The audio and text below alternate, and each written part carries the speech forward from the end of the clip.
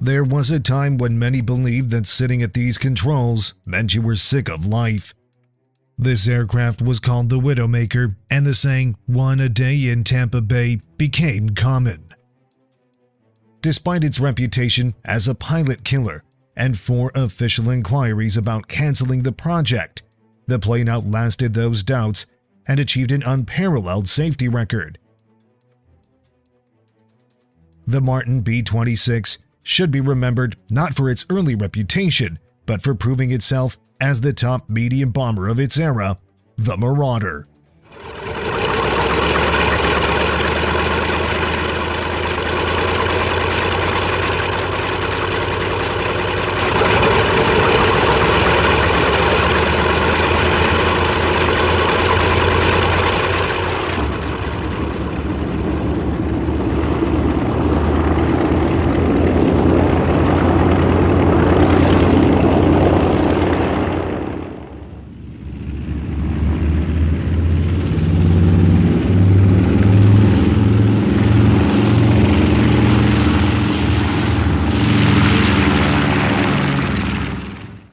Its first flight took place on November 25, 1940, a sleek, modern aircraft. Just over 9 years earlier, on April 29, 1931, the U.S. saw its first monowing bomber take flight. The Boeing B-9, with a 4-person crew in open cockpits, could carry around 2,000 pounds of bombs over a 495-mile range. Its cruising speed was 130 miles per hour, with a top speed of 165, 50 miles per hour faster than the biplanes it replaced. Boeing's metal monoplane was the predecessor to World War II's bombers, though it was never mass-produced.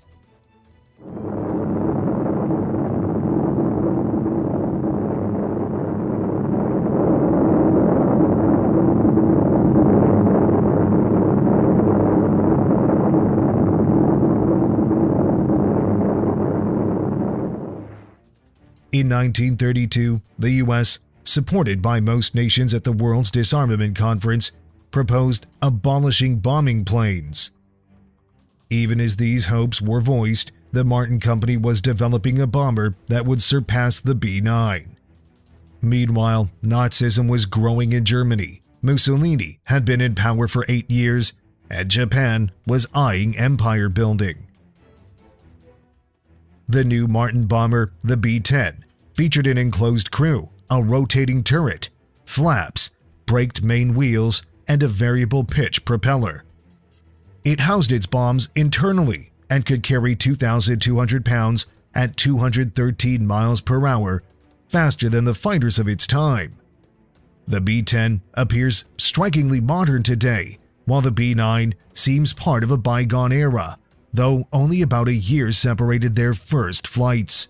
The B-10s were designed to operate in extreme conditions, reflecting the growing awareness of the need for airplanes to be ready for full-scale war.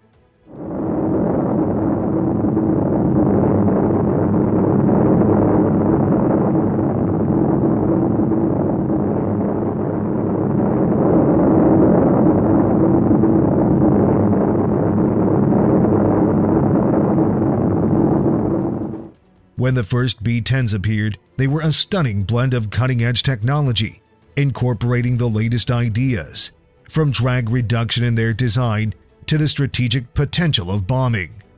As with all breakthroughs, they sent the world's designers scrambling back to their drawing boards. For a time, it was the most advanced bomber in existence, and the Martin Company was rightfully proud. Martin-built bombers had long been their motto, and building the world's best felt like a natural fit.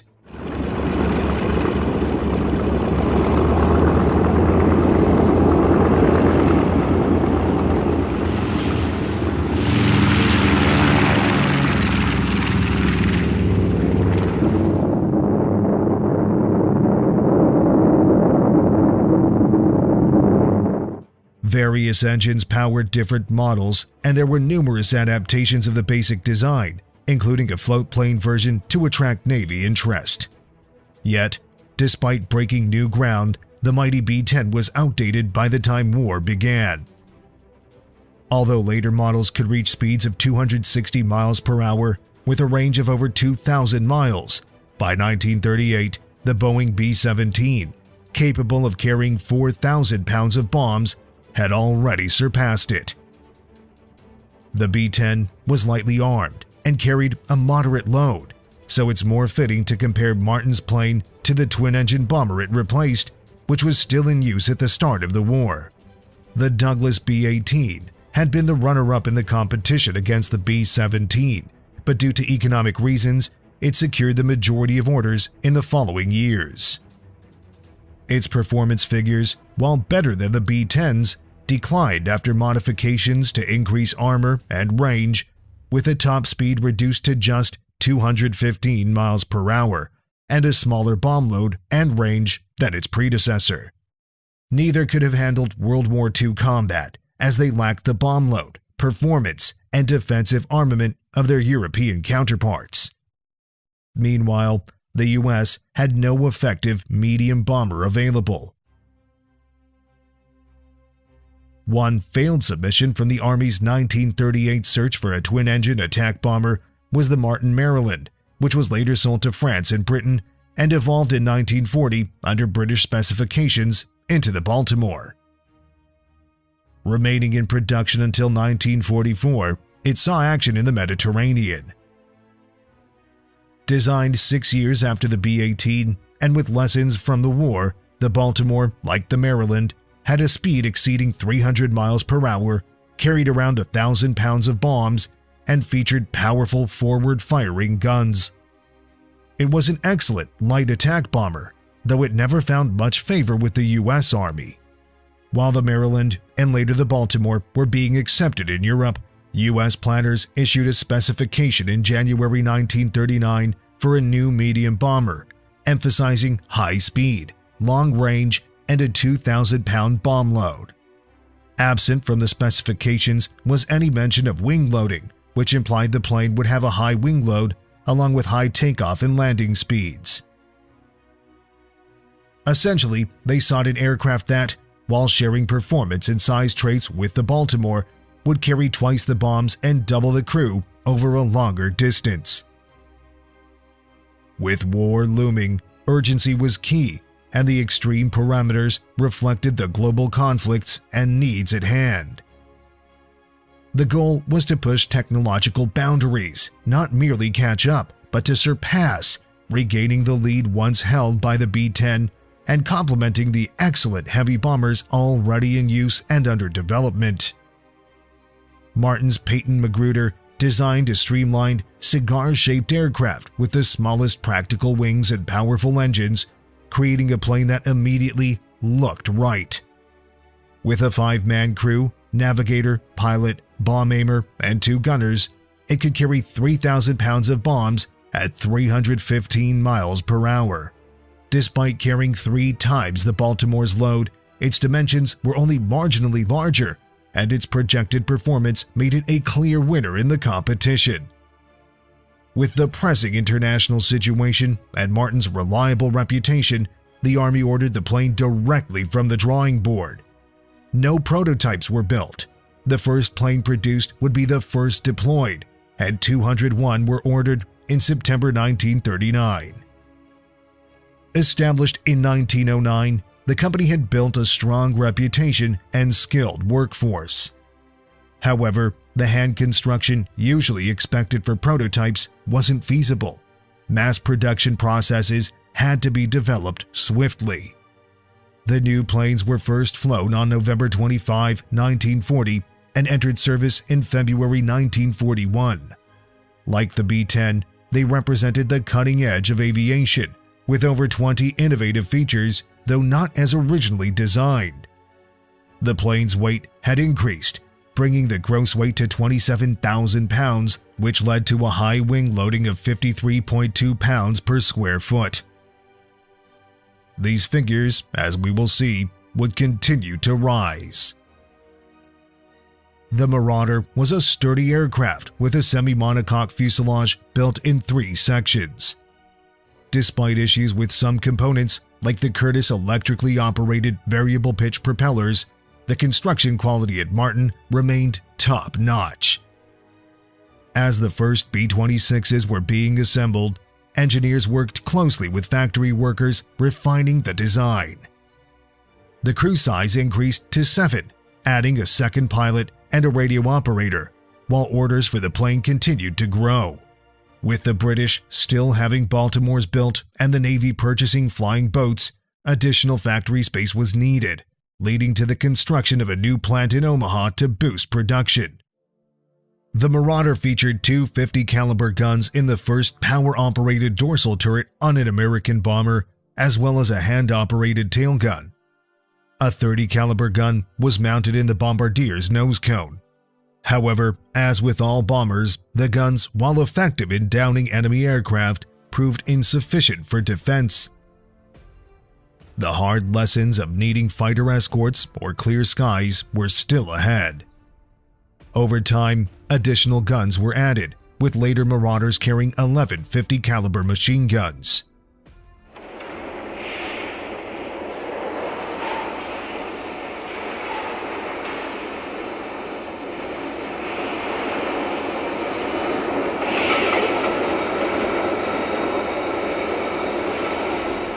The interior, packed with equipment, was purely functional. It may have housed 7 men for long missions, but it was far from comfortable. The Marauder was a war machine, stripped of any frills.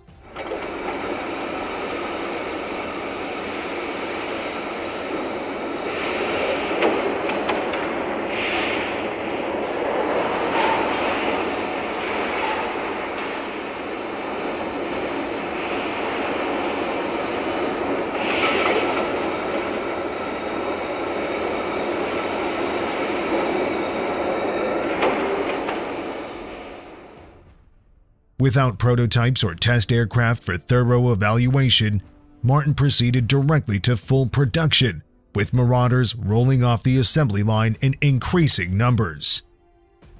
Despite facing immense challenges, this steady production continued uninterrupted until the last B-26 was built in 1945.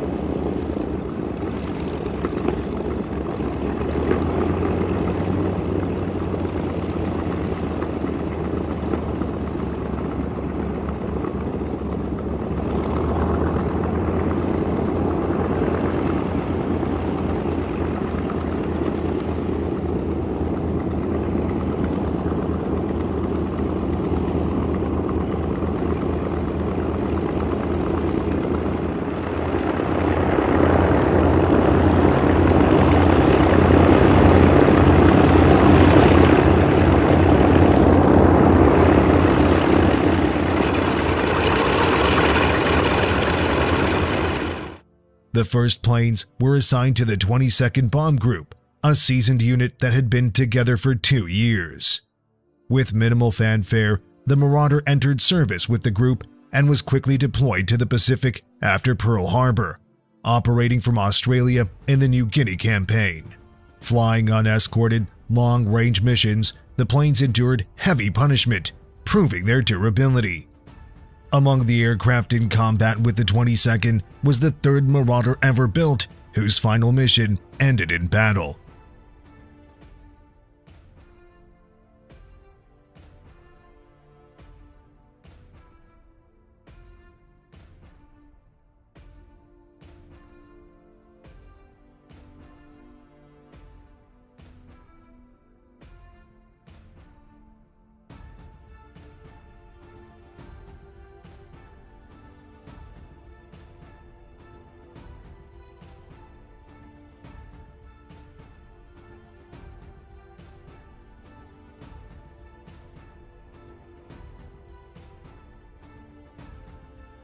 With skilled pilots and strong unit cohesion, the 22nd became highly effective, eagerly embracing their new planes.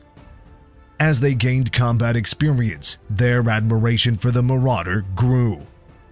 They soon concluded that their planes were the best of their kind, and they weren't shy about voicing that opinion.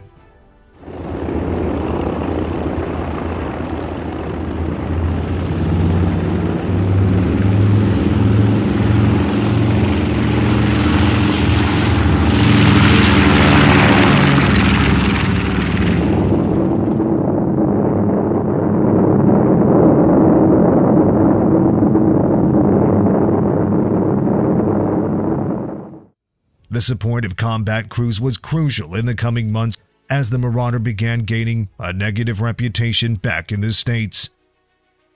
Pilots in training were dying in their B-26s.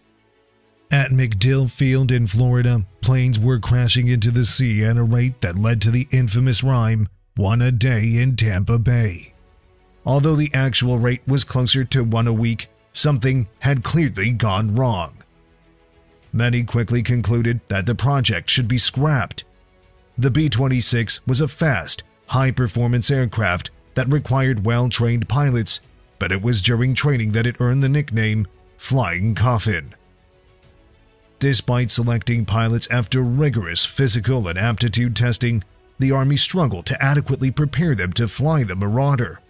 Crashes continued, and the aircraft's small wings led to the nickname the Baltimore Whore, implying the plane had no visible means of support.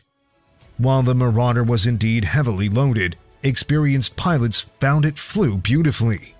The problem arose as the Air Force rapidly expanded to unprecedented size, with many new pilots and trainers lacking experience with twin-engine aircraft. Going from docile, forgiving trainers to the powerful and demanding Marauder was simply too much for many recruits. If not for the enthusiasm of the crews flying the Marauder in combat, the first board of inquiry might have scrapped the project in 1942.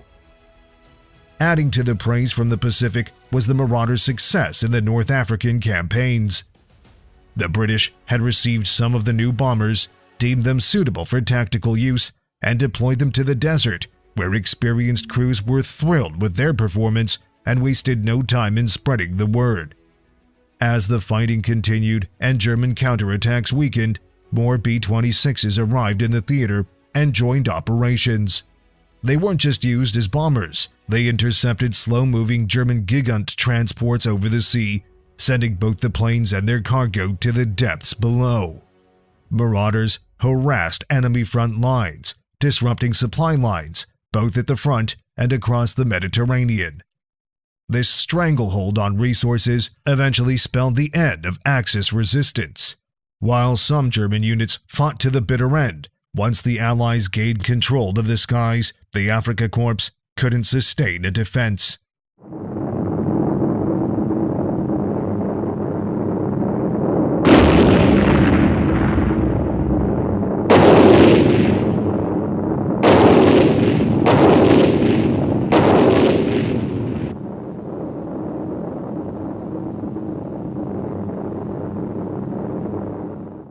The jubilant French population celebrated their liberation with parades and dancing, marking the exit of Axis forces from Africa.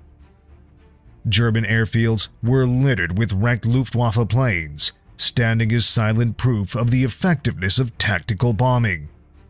Meanwhile, back in the US, inquiries into the accident rate and training continued, leading to changes in the Marauder, including a larger wing designed to reduce landing speed and wing loading. This change was clearly necessary, but what wasn't needed was for the gains from the larger wing to be offset by additional weight.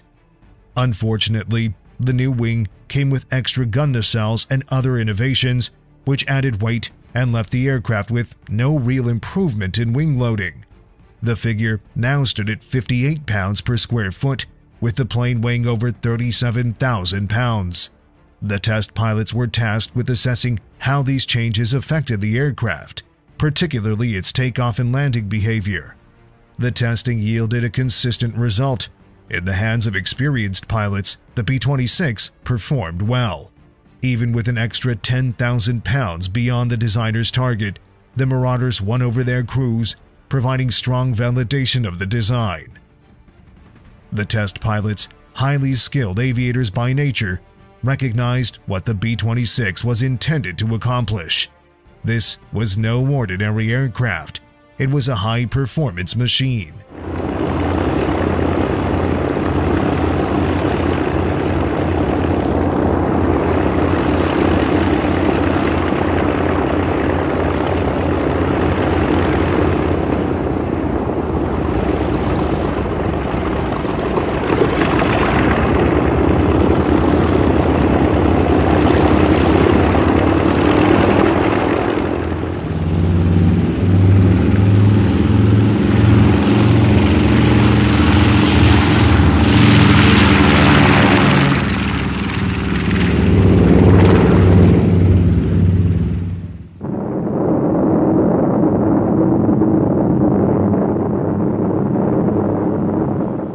The pilots became intimately familiar with the B-26, and notably, a few were retained at Wright-Patterson for general testing and use as chase planes.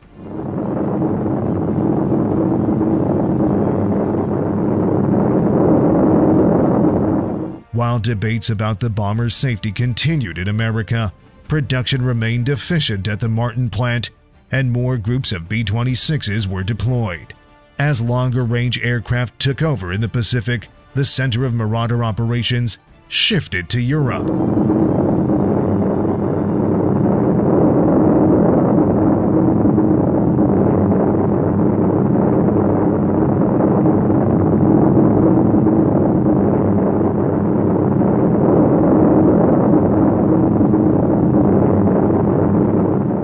Serious doubts arose again after the second mission flown from Britain turned disastrous, with the entire raid lost to flak, fighters, and a collision. However, as always, calm voices pointed to the plane's evident successes, and the Marauders remained in service, albeit used more conventionally and not at low levels for some time.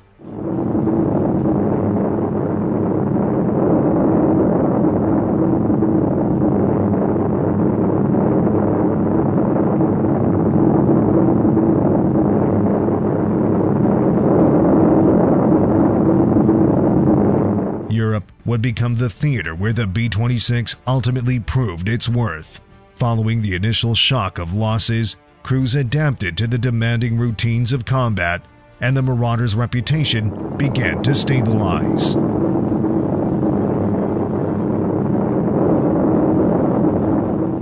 It's not surprising in retrospect that it vindicated itself in battle. Martin had invested significant time and expertise into the design, despite the rush to production. Among the issues faced, weight increases had led to a series of accidents due to landing gear failures, prompting the strengthening of wheel struts. The Hudale bomber, towing its loaded B-26 strut, underwent extensive testing, with all components rigorously evaluated, though not always in such an unusual manner.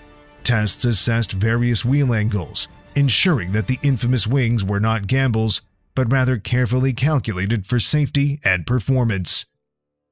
If there had been any fundamental inadequacy, the plane wouldn't have been able to take off under the heavier loads that the Army expected. Initial calculations were validated. The B-26, while demanding, was both safe and reliable.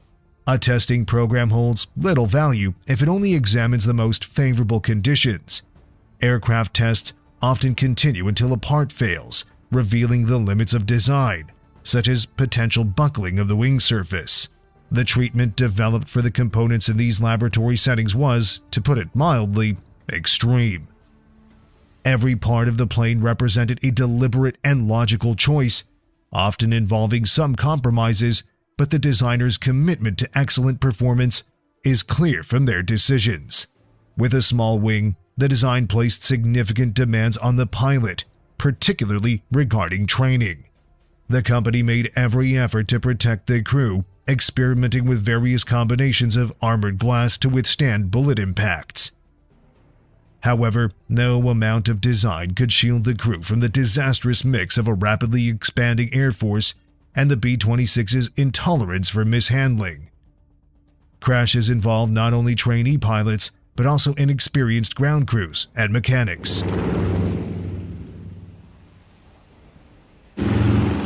Once units were fully trained and prepared for combat, accidents decreased rapidly, and the universal praise for the B-26 from its operators persisted. Moreover, under the newly formed 9th Air Force, the Marauder excelled in disrupting enemy communications. With fighter cover, the 8 B-26 groups of the 9th undertook medium-altitude, high-precision attacks.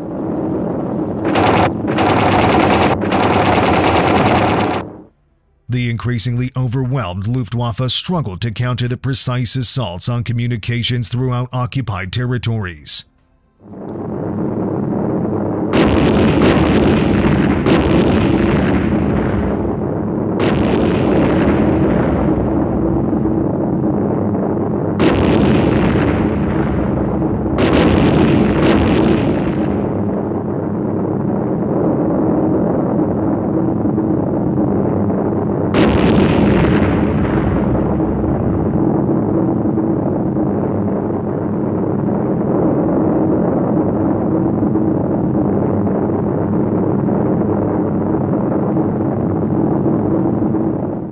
The momentum of Allied air dominance grew, critically impacting the Nazis' ability to resist invasion and contributing significantly to the war's outcome.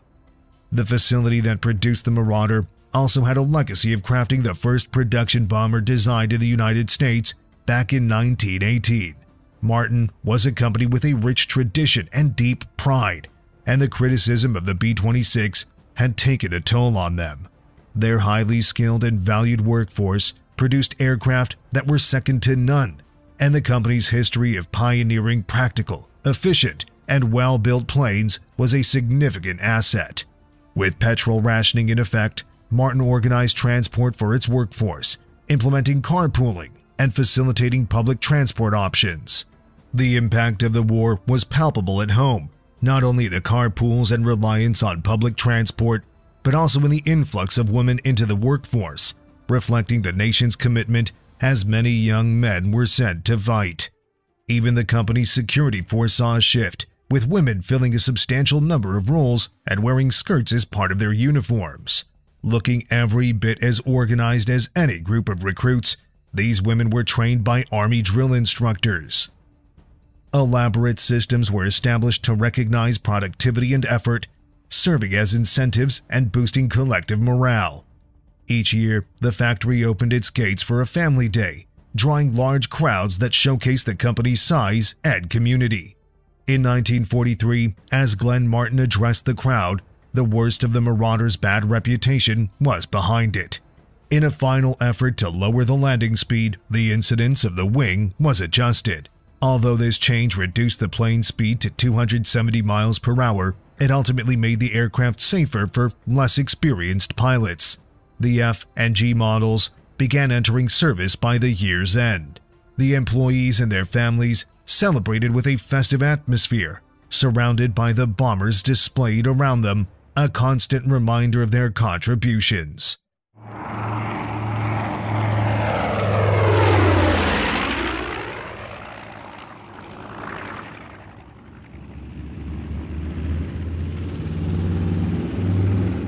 Meanwhile, in Europe, the B-26s continued their missions with increasing efficiency as their experience grew.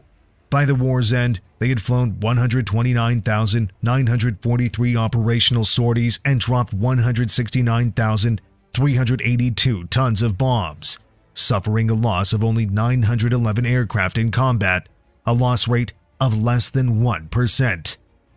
In contrast, B-26 gunners were credited with shooting down 402 enemy aircraft.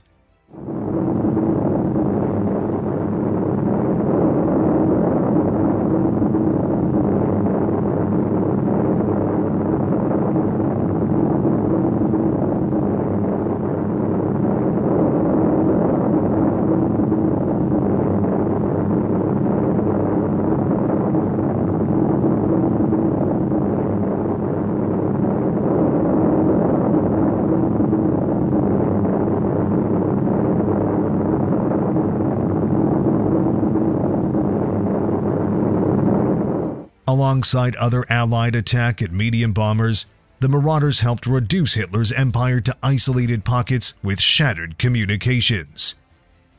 Often flying alongside various Allied aircraft, they relentlessly bombed German positions in the lead-up to the invasion and during the ensuing Allied blitzkrieg as the forces advanced toward Berlin.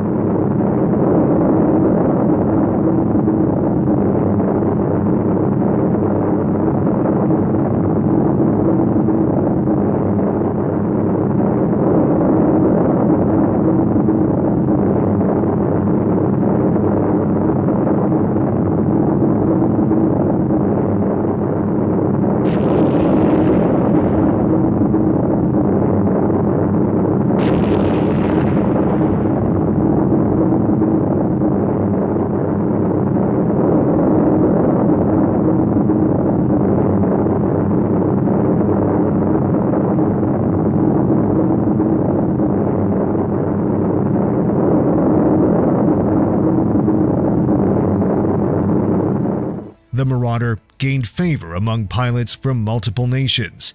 Not only were they used by British and American Army and Navy crews, but also by French, Australian, South African, Canadian, and Greek forces. As the model matured, variants for photography, target towing, and training emerged, making it the first Army Air Force aircraft to operate at night in the European theater. With widespread acceptance, the Marauders enjoyed a solid reputation, a long-awaited outcome achieved through hard work and dangerous missions.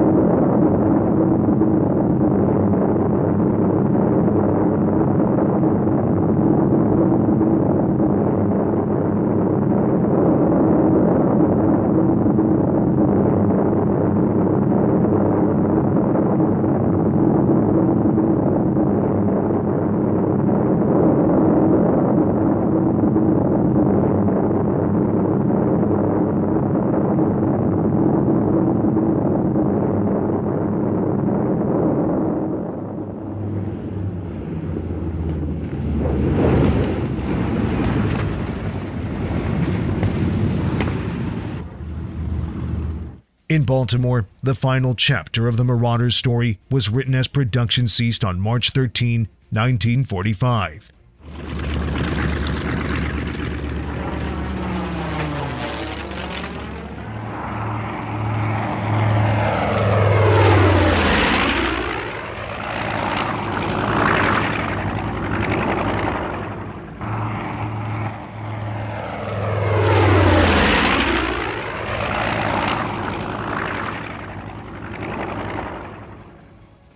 Mr. Martin delivered a brief speech to a small gathering, and after a few photographs, the era of the B-26 concluded.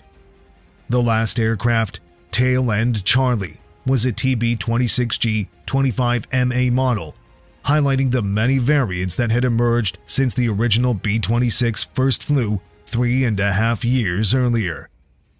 Tail End Charlie was outfitted for target towing and training.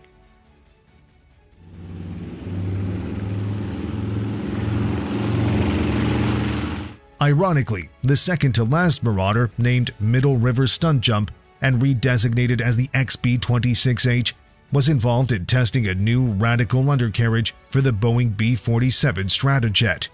This modified aircraft featured tandem main wheels retracting into the fuselage, with outrigger legs replacing the typical main gear in the engine nacelles.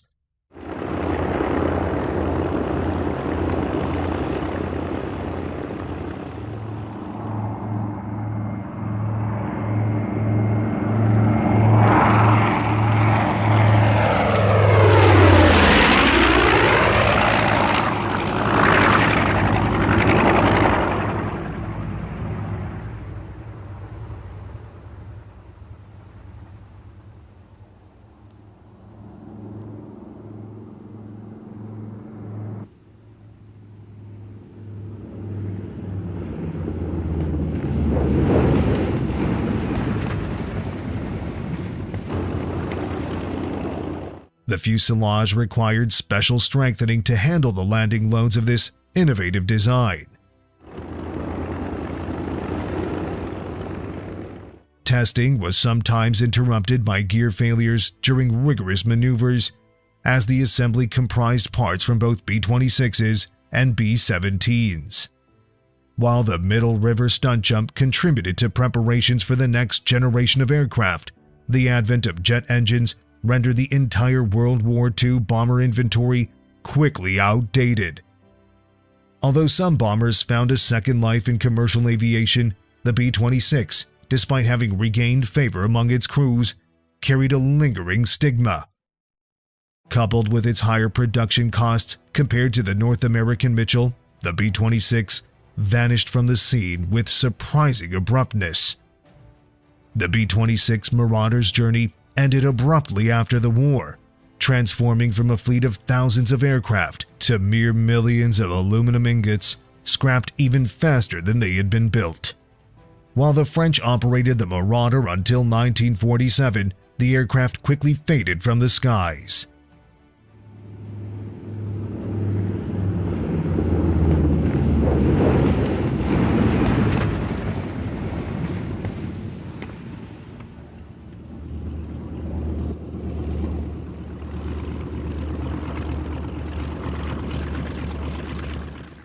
Despite its rugged design and ability to absorb damage, the Marauder played a relatively unsung yet crucial role in the war. It boasted the lowest loss rate of any U.S. bomber type in the European theater, but the price of victory was steep, paid in the lives of B-26 crew members.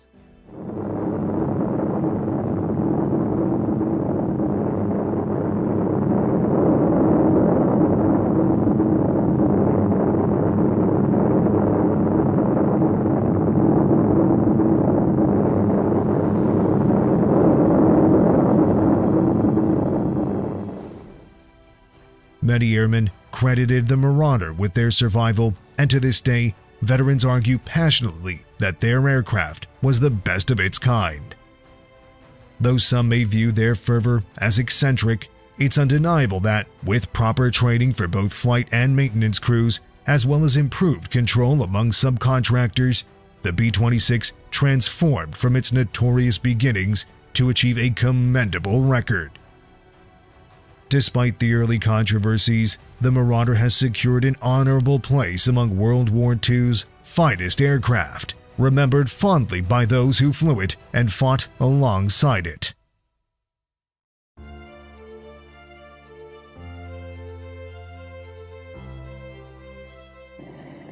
Air Force General Henry Harley Arnold writes in 1941, "A nation likely and able to win a war will enter it not only with the largest and most efficient Air Force, But behind that first line will stand the second line, the ability to maintain that superior strength in men and machines. 3 years later, the General's prophecy is now reality. On June 15, 1944, the first B-29s fly over mainland Japan.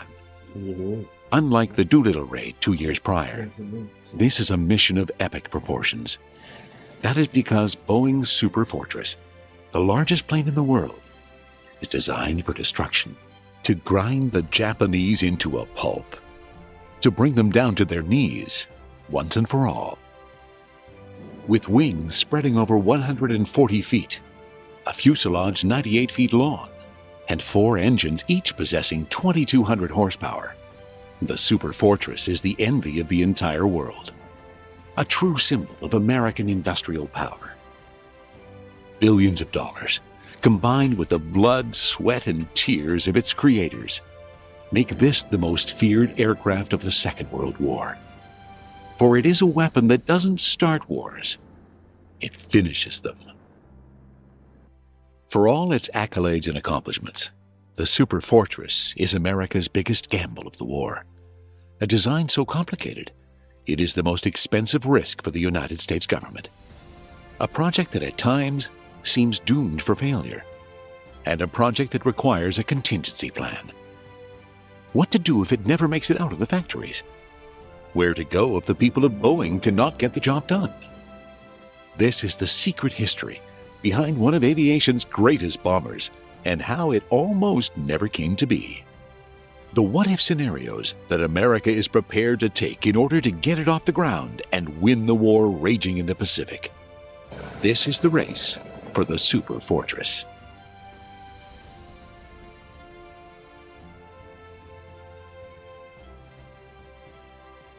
Even before America is officially involved in the Second World War, the B-29 is already envisioned. The need for long-range aircraft capable of rendering a decisive blow against any potential enemy is an urgent priority for visionary generals like Hap Arnold. For the next 2.5 years, as America remains officially neutral, they are behind the scenes, making extensive plans that include a barrage of new military projects, with a long-range bomber high on the list. Not until the Japanese attack on Pearl Harbor in December of 1941 do the wheels begin to seriously move.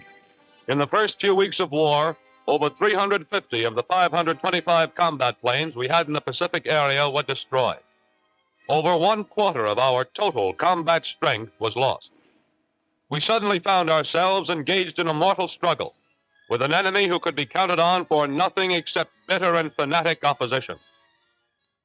According to President Roosevelt, the United States was not particularly well prepared to engage in the war itself. In 1940, Roosevelt called for increased congressional appropriations for military spending, arguing that what the United States needed was to be producing 50,000 planes per year. In 1939, the U.S. produced fewer than 6,000 planes. With the United States at war against both Japan and Germany, bombers are rushed into service. As one old soldier remarked, "Isn't it sad? During all the years since the First World War, we've had all the time in the world, but no money. Now we have all the money in the world, but no time." In this race against the clock, America comes together. Bombers are wheeled out of assembly lines in order to wreak havoc over Germany. Of notable distinction are Boeing's Flying Fortress and Consolidated's Liberator, where in Europe, with Britain providing a base for operations, American Airpower is successful due to the short distance from England to Germany. On the other side of the world, the situation is very different. In the Pacific, aircraft with a greater range are needed in order to attack the heart of Japan. It is this geographical requirement that calls for the construction of a design that not only delivers tremendous firepower, but ensures that it reaches its target there and back safely. Operation Matterhorn, the secret plan to bomb the Japanese from China. Approved by President Roosevelt, it is in these pages that the urgent need for the Superfortress is born. The initial requirements, simply as I recall them, were a 5,333 mile range, and I don't know why that odd number, a 2,000-pound bomb load, and I think the speed that they specified was something like 273 miles an hour or something. Those were the basic requirements. A unique organization, the 20th Air Force, is formed, headed personally by Hap Arnold, to see over all B-29 operations. All the military needs now is for one company to step up. Unlike the military-industrial complex of today, during the 1930s, aviation companies are hesitant to get in bed with the government to make military planes. Companies that could easily be producing military goods, such as aircraft factories, were reluctant to convert their plants for military production because they weren't sure how long hostilities would last. In an era of neutrality acts and cynicism towards any signs of war profiteering, only fixed price contracts are given by the United States. Under these rules, the developer must put forth their own money towards the design with no guarantee of a deal being signed. And with technology becoming more complex, signing on to the B-29 is like playing Russian roulette with your company's future. It is a large risk, one that the giants of aviation are not willing to take. As one Boeing employee said, "There was no sound of coin in Uncle Sam's jeans. His pockets only carried marbles and chalk." With most manufacturers losing money during this period, few were willing to step up to the plate. The military production in which U.S. workers were engaged in 1940 and 41 as part of the effort to support the Allied forces helped to pull the United States out of the Depression. Lots of people were back to work, and what that meant was that they had disposable income. Many manufacturing firms did not want to convert to military production because they were eager to take advantage of that consumer dollar that was now available. Douglas, a rare company to turn a profit during the Great Depression, is avoiding the super bomber project like the plague. After having their arms bent by the government to develop the B-19, they reported losses of more than $2 million. Not wanting to be fooled again, their submission for the contract is nothing more than a slightly modified version of that same bomber. In government circles, there is great concern. If Douglas is only putting forth a minimal effort, it is apparent that they are not interested. Lockheed, another manufacturer, is still a young company and a question mark at best. Boeing, having lost money on the B-17, would have gone bankrupt had the government not bailed them out in 1940. With only 2,000 employees, they, like others, want to stick with what is known and proven, instead of venturing out into the uncertain. Surprisingly, they submit their design, and it is accepted. Boeing had a tremendous reputation on the basis of the B-17. And when you think about the Pacific now, it would have been impossible for B-17s and B-24s to fly those distances in the Pacific. And so the makers of the Flying Fortress begin the project in haste, starting work on a plane that is built before it is even designed. You would always like to build a prototype airplane and fly it and work the bugs out before you commit production of the airplane. In this case, the Air Corps made it known at the very onset of the program that they were going to buy production quantities of airplanes before the prototype ever flew. Certain sections of the aircraft are constructed before detailed designs of other parts are even sketched out. They begin a long and painful journey to build one of the greatest airplanes ever. Boeing decides that the B-29's central nervous system is to be based in America's heartland, Wichita, Kansas. A small city of just 120,000 people is chosen as the site where the Superfortress is to be built. Why Wichita specifically? There are a couple of reasons for this. If you look at a map of the United States, you'll see that Wichita is just about in the dead center of the country. Also, unlike some other cities in the state, like Kansas City, Wichita had a very tiny proportion of foreign-born residents. Some government officials were concerned that immigrant workers would be more inclined to participate in labor agitation, might be more inclined to come from a socialist or communist tradition, or in some cases might be allied with Nazism. Hundreds of miles away from America's vulnerable coasts, and a farming population familiar with machinery requiring less money to live on, Wichita is ideal for Boeing. Expansion is a necessity, and the city is eager to accommodate both the government and Boeing during the war years. The Great Plains region mobilized to lobby to bring industry to their area.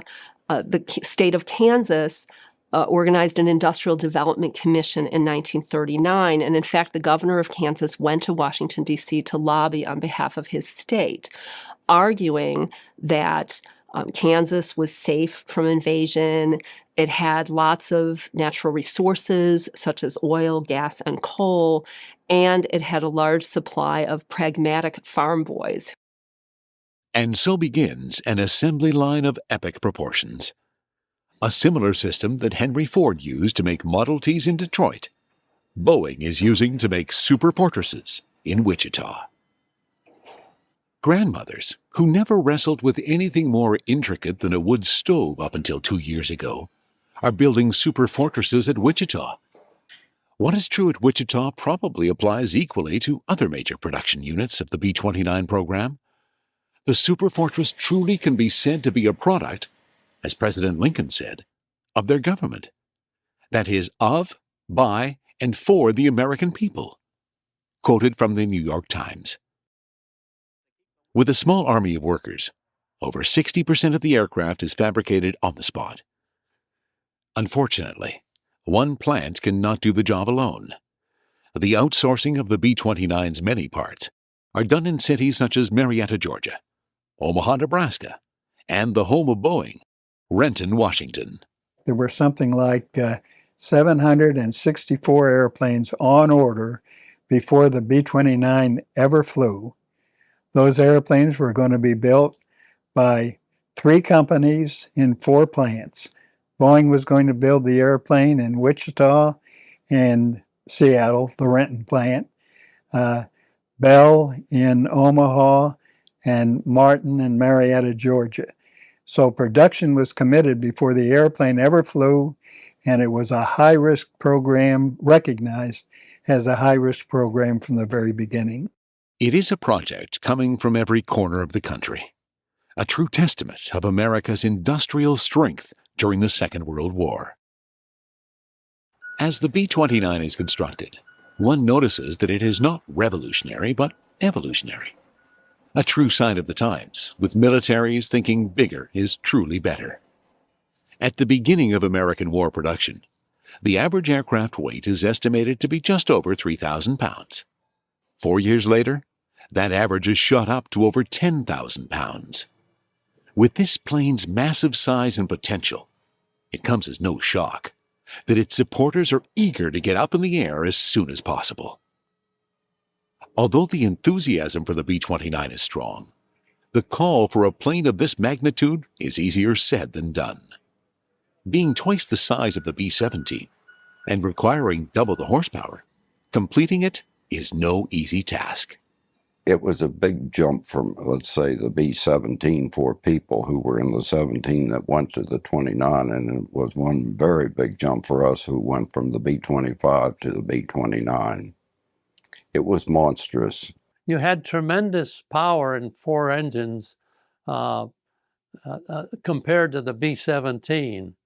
And I flew the B-29 up to 40,000 feet, whereas the B-17 would barely go to 30,000. Before being put into production, 10,000 drawings are sketched of a prototype, costing the government over $3 million.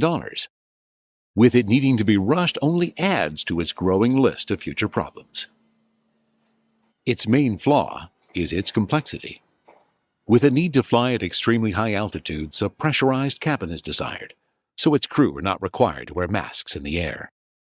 It was the first pressurized airplane, one that I'd ever flown. I think it was the first thing after the B-17, the B-24 that came along that had a pressurized cockpit, which made flying at altitude far more comfortable than unpressurized, of course. You kept your oxygen mask handy just in case you lost your pressurization, but it was very comfortable. It was a big relief, much easing of strenuous activity on the part of the whole crew. Also, with 4 extremely powerful engines and over 60,000 different pieces needed to assemble just one plane, this project is turning into one giant jigsaw puzzle. So the airplane that got submitted had grown from an 85,000-pound airplane to something around 110 or 111,000 pounds. In addition, an enormous amount of material needed. 27,000 pounds of aluminum, 5,000 pounds of rubber, 10 miles of wiring, over 1,000 pounds of copper and brass, and nearly 2 miles of tubing are needed to make this monster. To some, this is becoming a case of the United States biting off more than it can chew. Despite the best efforts of its designers, engineers, and workers, the B-29 is encountering numerous problems. For a population of 120,000, putting together a 120,000-pound Superfortress is a massive undertaking due to its workforce's relative inexperience. Recruited from the ranches and farms of the Great Plains, these men, and now women, have not been properly trained for a task of this magnitude.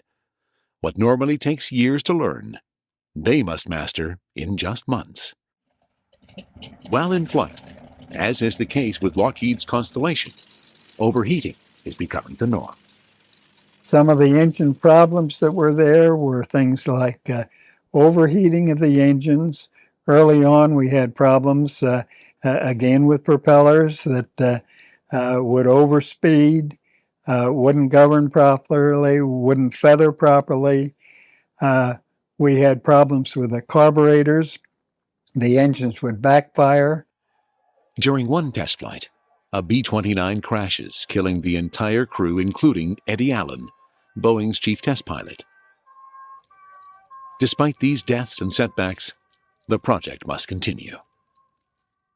For America's top generals, the B-29 is becoming a race against the clock.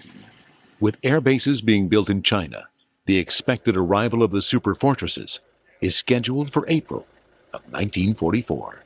I understand, because of an agreement between Roosevelt and Chiang Kai-shek, that these airplanes were going to be in China a year before they were. So the rush would get them out of the country. The crew at Boeing, however, is nowhere near completion. Despite this harsh reality, one man, General Hap Arnold, does not throw in the towel. Writing to fellow General Curtis LeMay, he proclaims, "The B-29 project is important to me because I am convinced that it is vital to the future of the Army Air Forces. More concerning are the project's economic costs. By the end of development, testing, and production, the government is estimated to have spent over $3 billion on the Superfortress, a third more than what is spent on developing the atomic bomb." For these generals, it is not only militarily vital that the B-29 succeed. Financially, if the model fails, billions will be lost. Well, when I got to Wichita, I found out they weren't flying them because the Boeing company had taken this position that the airplane was no good and they weren't going to make them. I understand, secondhand or third, that General Arnold told Boeing officials, "You're going to build that airplane or give us back $50 million we've already advanced for its being." They thought real quick. They said, "Well, we'll build the airplane, but we won't take any responsibility for it." Arnold is reported to have said, "You don't have to take it. The Army Air Corps will take that responsibility." These ongoing problems become crystal clear in March of 1944. Hap Arnold, on an inspection mission, asks how many are ready for shipment to India. Due to the complications in its design, he is shocked when Boeing's answer is 0. It is for this reason there lies an insurance policy, a backup, a contingency plan in case Boeing fails. And for this possible savior, the American government goes to the other 3 giants of aviation, companies that designed their own version of the Superfortress. The B-30, 31, and 32 can hopefully come to the rescue if all else fails. At least, that is what the government hopes. Lockheed, with their B-30, represents only a token effort. Many are unsure if they can carry through on a project of this magnitude. The plan to make their Superfortress a gigantic bomber version of the Constellation goes nowhere. Their main priority is given to the Connie, which makes it up into the air nearly a year and a half before the B-29 does. The situation is identical at Douglas. Their B-31 design never sees the light of day. Of its 3 competitors, only one gets a plane up in the sky. Consolidated, makers of the B-24 Liberator. They, like Boeing, are commissioned to evolve their design with the B-32, known as the Dominator. Weighing 50 tons, possessing a speed of over 300 miles per hour, and containing 4 2,200 horsepower engines, the aircraft appears to be a carbon copy of the Superfortress. The B-32 was an outgrowth of the B-24, like the B-29 was an outgrowth of the B-17. And just like the B-29, the Dominator suffers from the same technical problems. The program is almost canceled in December of 1944 due to development being severely behind schedule.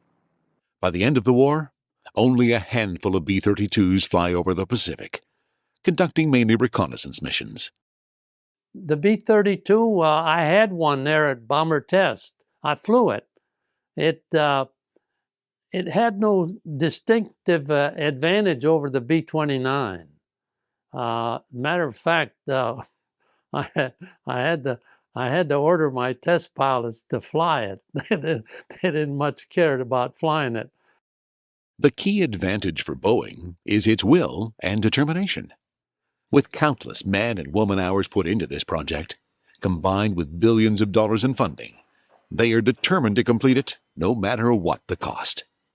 Being so far along with its development, they must see it through. The aircraft plants in Wichita adopted suggestion systems where workers could offer suggestions for how to improve efficiency and productivity and actually get cash awards if their ideas were selected by management and then implemented. Many of the amenities that employers offered to workers, like cafeterias, in some cases child care centers, and so forth, were specifically designed to improve productivity and decrease absenteeism rates. War production is the foundation of our war effort. And by the same token, what you do from day to day affects your country's success in this war. Never forget, you are working for him, for the youth of America, for the boy next door. On the last day of the last war, thousands of such boys were killed. If the war had ended 24 hours earlier, they would have returned. What you do tomorrow, today, in the next hour, can help to bring the last day of this war closer and to save lives that would otherwise be lost. We are all in this together. You and I, your own boy, and the boy next door. Our job is not finished. Let's finish the job together. With a gun to their heads, the people of Kansas come together and begin rolling Superfortress after Superfortress off the assembly line. In the essence of wartime conditions, you overcame absolutely any obstacles. It may have taken only 1/10 the time that it would take to solve a technical problem in peacetime. But under wartime conditions, you know, if you can't solve it with 10 engineers, get 100, and that's what the contractor did.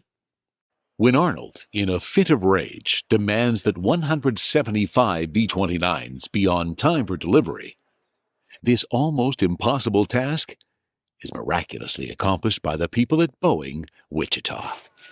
Working around the clock for 4 straight weeks, 600 workers meet this goal. Compared to a grand total of just 4 in August of 1943, by February of 1945, Boeing Wichita produces 100 B-29s per month. With 20,000 man-hours, these workers are able to produce 4.2 Superfortresses a day, a shining example of both their patriotism and dedication. Until the end of the war, production is right on target. On June 5th, 1944, from an Indian airbase, the first B-29s take to the sky. It has been a strenuous journey, as the aircraft has traveled more than half the world to reach its target. 10 days later, under the 20th Bomber Command, headed by Hap Arnold, 47 Superfortresses depart from Chengdu, China, and begin bombing Japan mercilessly. For the next year, the B-29 becomes the primary tool of destruction in the Pacific. With the Japanese already in a weakened state, they simply cannot compete with this advanced super bomber. Things only get worse as the Americans capture the Mariana Islands. With a shorter range to Tokyo, these strategic outposts do nothing but accelerate B-29 activity over the land of the rising sun. Day after day, Japan is bombed into submission. Led by General Curtis LeMay, his strategy of bomb them and burn them is proving effective. Cities the size of New York, Cleveland, and Pittsburgh are being decimated. LeMay even remarks that by mid-1945, they are going to run out of targets to bomb. That dilemma is solved on August 6, 1945. A B-29, the Enola Gay, flies over Hiroshima, Japan, carrying an atomic bomb on board. The order to go nuclear is given by President Harry Truman. The effect of this new weapon forever changes the way wars can now be fought. The results are devastating. An estimated 80,000 people are killed from the first atomic bomb. I had seen the city perfectly visible as a place where a lot of humans were moving about. You could see it. You could see movement. But when I flew back by it and I was out the co-pilot's window, I look at it, all I saw was something that reminded me of a boiling pot of tar. 3 days later, another superfortress, Boxcar, drops a second atomic bomb on the city of Nagasaki, killing tens of thousands more. These 2 attacks, in addition to the Soviet Union's declaration of war against Japan, finally causes this once proud nation to surrender unconditionally. Aboard the USS Missouri in Tokyo Bay, on Sunday, September the 2nd, 1945, the most horrible war in history came to its complete and formal end. Foreign Minister Shigemitsu signed for Japan. Douglas MacArthur, Supreme Commander. The B-29, with its years of development and construction, proves its worth to the American military. For it is truly the bomber that made the difference.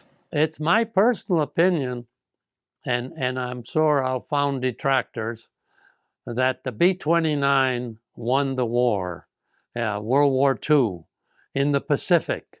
Oh, I think without a doubt, when you consider particularly the Pacific War, it was a key point in winning it. And so the people of Wichita, the people of Marietta, the people of Omaha, and the dozens of other towns and cities that contributed to its production go back to their regular lives. Boeing, with no more orders from the government, lays off 70,000 workers at the end of the war. The service they have done for their country, however, does not go unnoticed. I think historians would argue that war production in the United States was pivotal, if not decisive, in the war effort overall.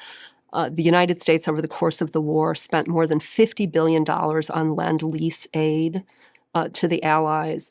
By 1944, U.S. factories were producing a ship a day and a plane every 5 minutes. But that's a phenomenal amount of production. In the B-29's history, the men and women in these plants are just as important as Hap Arnold, Curtis LeMay, and those piloting the aircraft. It's a joint effort of everyone. The maintenance, the supply, everyone contributed to it. For a 3-year period, of the over 3,000 Superfortresses built, 1,600 of them come out of Wichita alone.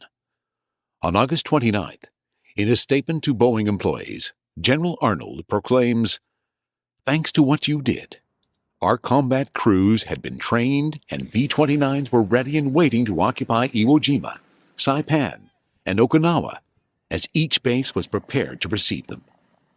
You were given a job to do, and the way you finished that job met our greatest expectations.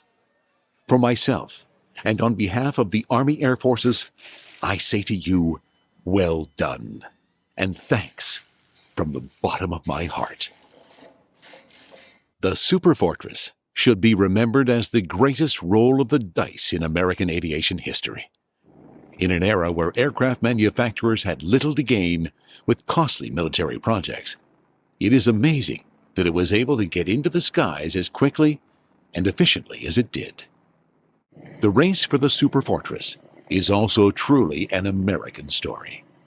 Its industrial capacity and strength, a supply line uninterrupted from bombings and destruction, and a diligent and patriotic workforce is what made the B-29 possible.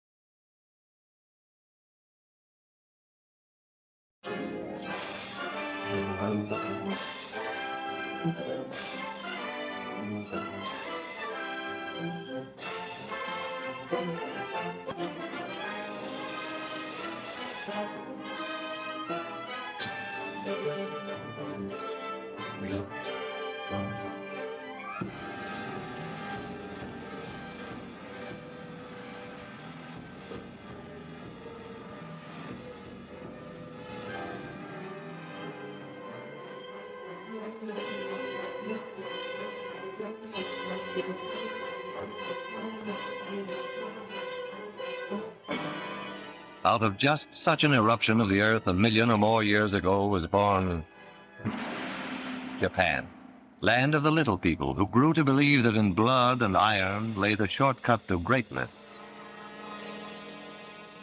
Land of philosophies and religions stranger than their names, like Bushido, the medieval code of slicing a victim with a samurai sword. The truth of that one they were to discover. Old Japan was primitive. The history of the new Japan is a story of successful copying. On a tradition of peace and love of the soil, the new Japan suddenly turned its back and copied our locomotives, our planes, our great ocean-going liners. Even Tokyo might have been transplanted bodily from the Western world.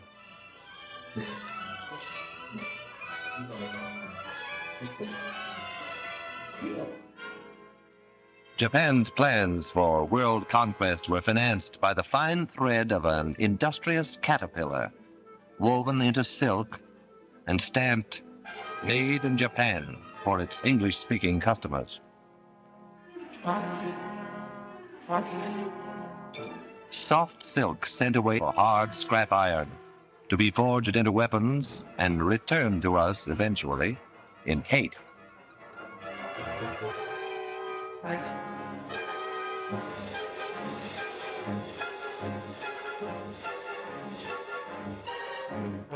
How will it end for the little people who wanted to enslave the world? The answer to that was to come like the answer to all things, from the sky. Only when it came, it was to be stamped, "Made in America," as it was, for instance, on Doolittle Day, when the Hornet, the first Shangri-La, pointed her prow right at the heart of Tokyo.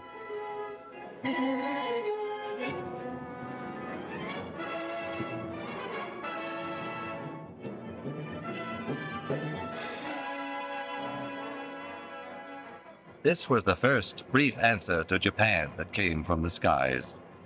It was not to be the last.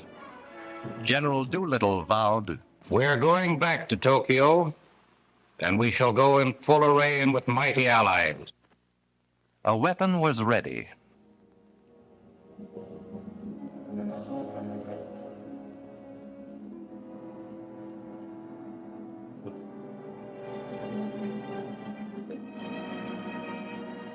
Through these forbidding doors, ceaselessly, day and night, come trains bearing the materials that skill weld, forge, and rivet into an instrument dedicated to the destruction of the enemy. This is only one of many plants that one day appeared where just the day before, it seemed, was pasture land, or the place where they were building washing machines. When the workers reported for the first time, few of them guessed the exact nature of what they were building. They knew that a giant plane would result, but beyond that it was largely conjecture. But then the day came, inevitably, when the pieces of their jigsaw began to fit together. The day when the mountains of material and the millions of man-hours all combined to confirm the assembly line rumor, the washroom gossip, and their honest-to-God American curiosity. They were building the mightiest aircraft in history. They were building a plane for the Army Air Forces that would reduce the huge fortresses of liberators to medium bombers. They were building the Boeing-designed B-29 Superfortress. And this is how they built it. Enough aluminum is stored here to lay a silver carpet over every street in Tokyo. Aluminum sheet to be brought to life by these machines and the workers who operate them. They give it shape and personality. Their stamping machines, their presses, lathes, and drills coax it and pound it and pierce it into the multiple patterns prescribed in 50 tons of blueprints. It was bauxite a month ago, dead in the ground. Miners dug it out of the Arkansas hills. And then in some distant factory, bauxite came in at one end and aluminum sheet rolled out the other. One day from now, in the stratosphere above the clouds, it will mirror the sun. In a month, out of the ground and into the sky. These will be the wings to take it there. From the confusion of manpower and equipment within this massive jig will emerge the fabulous 117, a wing of completely new design, which will carry more weight, faster and higher than any other wing. The jigs themselves, the fixtures and the tools were designed so that unskilled workers could be expert with them in a week, whether they were farmers or clerks, cotton pickers or housewives, salesmen or ex-soldiers. The wing is of awesome weight and dimension, yet a girl can lift it, with about the same effort that she would need to adjust the flower in her hair. Space and the handling of bulky parts have always been problems in assembly production. The engineers who designed this plant solved both problems at once with a few strokes on their drafting board. They moved traffic to the ceiling. Thus, they allowed workers more time at machines, and machines more time at work.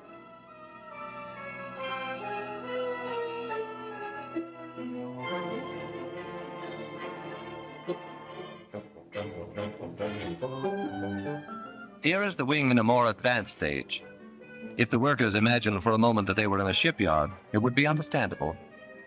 The Mayflower was shorter from stem to stern than each of these wings from tip to tip. All the pilgrims who landed at Plymouth Rock could curl up within the gasoline compartments in the wing and sleep no less comfortably than on their long Atlantic crossing. Each of these nacelles will encase an engine of 2,200 horsepower, 4 of them, harnessed to one Superfortress, 8,800 horsepower. What does that mean? Horsepower means more than 300 miles an hour. Horsepower means flying high enough to see all the New England states at once. Horsepower means victory in the air. When these skeleton nose sections are enclosed in aluminum and glass, they will be the most comfortable cockpits a bomber ever had. The windows cannot cloud or frost. The pilot's instrument panel is less complex than the dashboard of an automobile. Soundproofing allows talk without the interphone. And because the entire compartment is a pressurized tank, the air remains practically constant from prairie level to the rarefied atmosphere over the Himalayas. Back of the control cabin is the huge center section. Here the wings will be set. Here the bomb bays will hold the greatest weight of death ever lifted into the skies. Toward the tail, another big pressurized chamber will house the rest of the crew, except the rear gunner, who has a cabin to himself.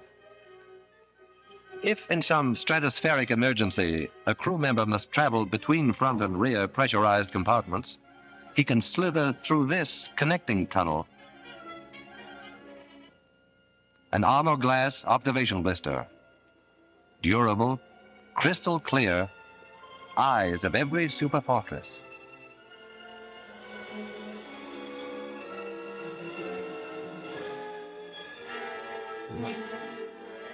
The prefabricated sub-assemblies are manufactured by other contractors and shipped to this plant by the carload.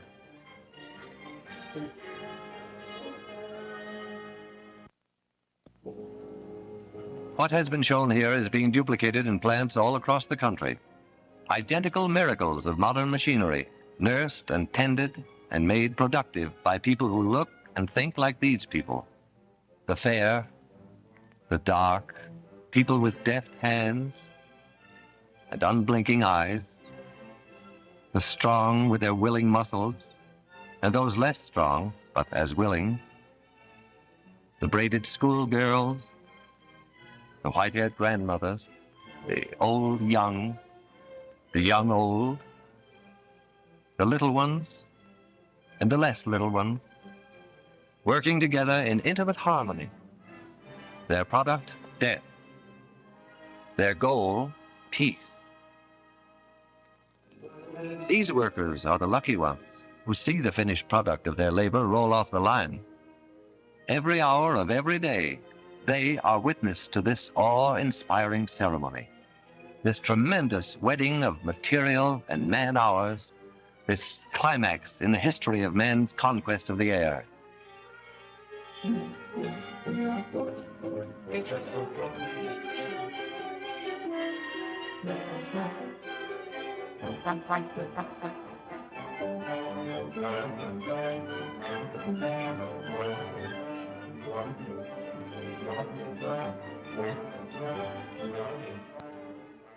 But what of the others who helped, however remotely, to create an aerial weapon they have never seen? The lumberjack who felled the trees that became the blueprints of the B-29, the bauxite miner in the Arkansas hills, and the miner of iron and coal, the builder of guns and engines, propellers, the grimy, sweating men who cast the cylinders and forged the crankshaft, the maker of tires, electrical equipment, instruments and safety wires, the citizens who paid for the Superfortress with their purchases of war bonds. Theirs are isolated lines of effort, initiated all across the land and converging eventually beneath this vaulted roof. Here, the sum of their energies assumes shape and stature and meaning. Here is the final meeting of every effort and every part.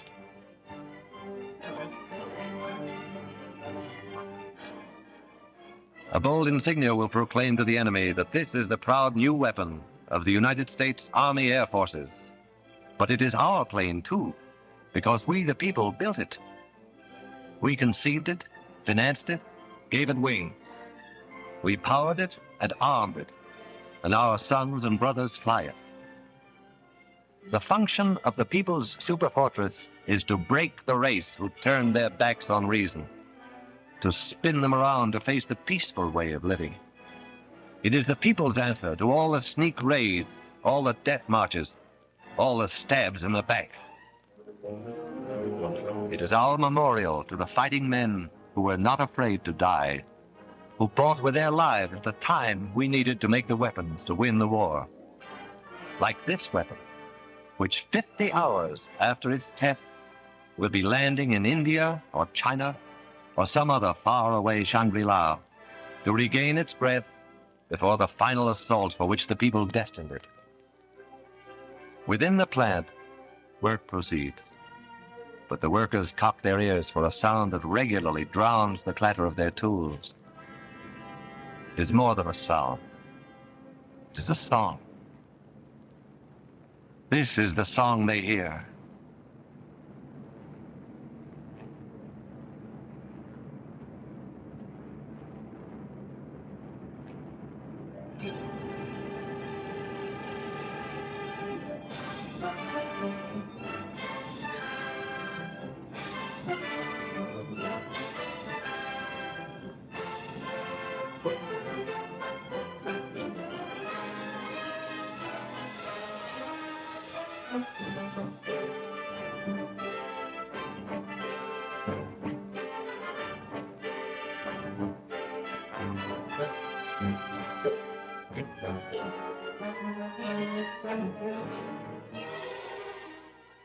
The story begins in 1939, when the far-sighted Army Air Forces said, "We want a plane for our defense that can fly a bomb load thousands of miles out to sea and return." After 6 months' work, there was a tiny model which spent the next 6 months in a wind tunnel. And then there was a full-scale model which was subjected to every punishment man could devise for it. Only after a year of such tests did the Air Forces let contracts for planes that would be built to fight. The B-25 Mitchell is a big, strapping bomber, 67 feet across the wings, but it could reach Japan only if it took off from an aircraft carrier. Much bigger is the famed B-17 Fortress. 104 feet from wingtip to wingtip, it has ranged 1,400 miles over Japan's island conquest. But it cannot reach Japan itself from any base we now hold. The Superfortress, wingspan 141 feet, longer than the Wrights' first flight through the air at Kitty Hawk. Range, altitude, and bomb load, secret, though the Air Forces do say of them laconically. Very long, very high, and very large. Because it is a global bomber, around it has been built an entire new Air Force, the 20th. The 20th War Theater is the world itself. Its operations room is the war room of the Chiefs of Staff in Washington. Its planes will be treated as a major task force, in the same manner as a naval task force is directed against a specific objective. Watch it come in for a landing. A revolutionary set of flaps that constitutes nearly 1/5 of the wing area gives the ship a low landing speed and a shorter landing run than many a plane half its size. All this great weight of Superfortress is supported by a tricycle gear whose tires require less pressure than a child's bicycle.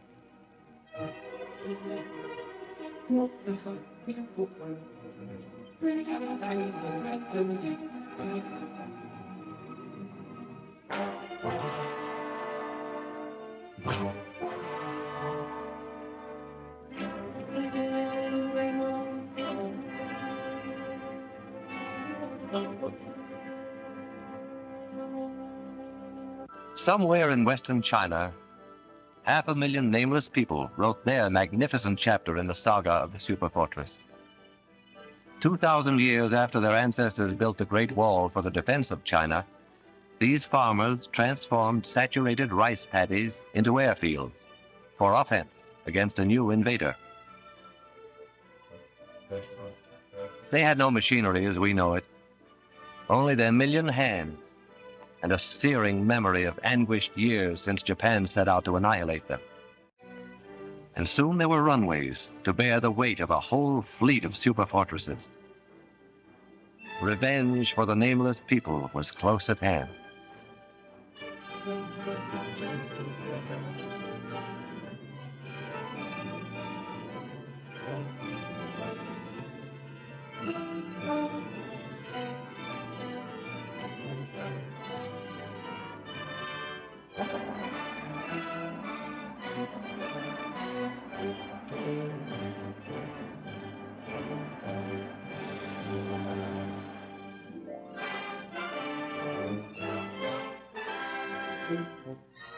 Even in China, land of miracles, the arrival of a superfortress is an occasion for everyone to turn out in curiosity and in welcome. A welcome now, but journey's end on the other side of the globe is only the beginning of another, grimmer journey. The tanks will have to be filled, the engines given a final check, the guns armed, the bombs set in the racks, and then briefing. And the assembled airmen will listen to words that a few years ago would have been fantastic, but today roll casually off a briefing officer's lips. The target, gentlemen, is Japan.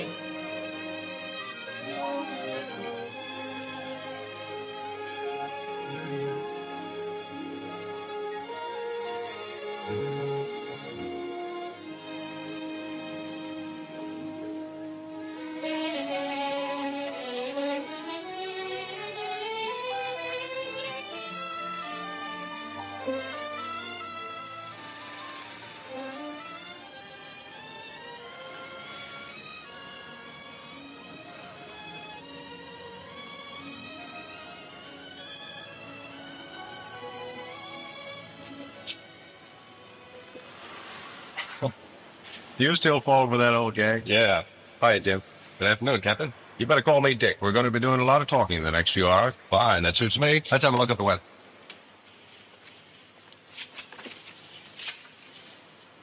Weather good. Clear and unlimited. Yeah, I know. Looking forward to your first ride in a B-26, Jim? Certainly am.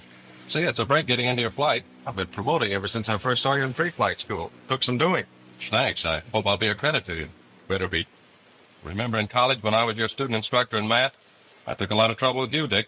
If you're as dumb as I was, I'll wash you out.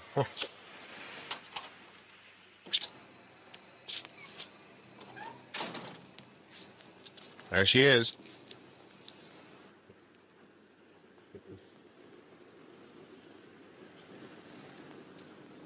Where's the checklist, Corporal Smith? Sorry, sir, I forgot it. It's our engineer. He's almost as green as you are. Me, green? Had 80 hours of twin engine school. I'm almost ripe enough to be picked. What I can understand is how year after year the Air Corps keeps getting them so young and innocent. Here's the checklist, sir. Take a look, Jim. Since you're going to be a B-26 pilot, that's your Bible. As far as you're concerned, life begins with the checklist. And it may end if you don't use it. The checklist is first in war, first in peace, and the first thing you reach for on a B-26. Understand? No, you take it. I want you to make this check yourself. We'll do the before entering airplane check. Take over. Left landing gear and wheel well check. Well, that U-lock the crew member's removing is a safety precaution we have to prevent anyone from raising the landing gear while the ship's on the ground. You don't mean to tell me that's ever happened. That and worse. Now get on with that checklist and see that none of those other things ever happen to you. Tire for blisters, cuts, proper inflation, slipping on rim.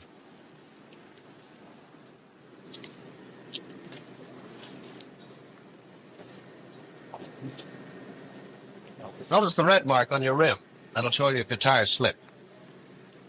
Oil strut for proper extension. Correct? That's right. And maybe here's where I'd better do a little pointing out. There's your gear-operated load and fire valve piston. Make sure it's fully extended. Check brake for excessive heat, right?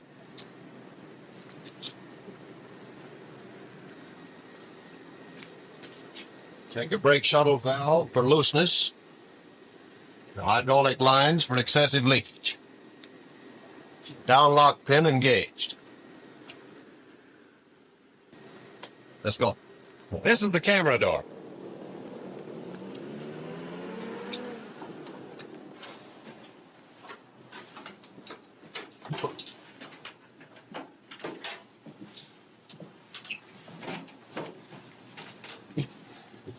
Check ballast for proper loading. You must have sufficient ballast back here in order to have a stable airplane. In this case, it's sandbags instead of guns and ammunition, but the weight must be there, whatever it may be. Without the sandbags, the nose is very heavy on landing, and it's impossible to keep from beating up your nose gear. Here's your fire extinguisher. See that it's in position and properly secured. What do we check on the putt-putt? Make sure the equalizer switch is off, and see that all cushions or parachutes are away from the muffler. They might start a fire.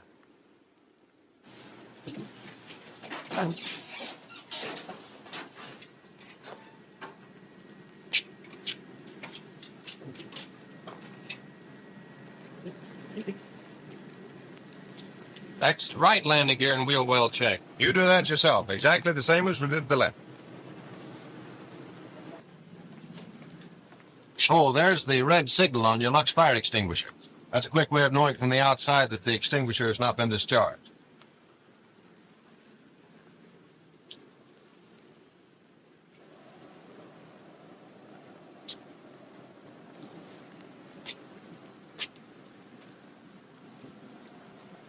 Inspection of the nose gear, same as that of the main gear. Go ahead.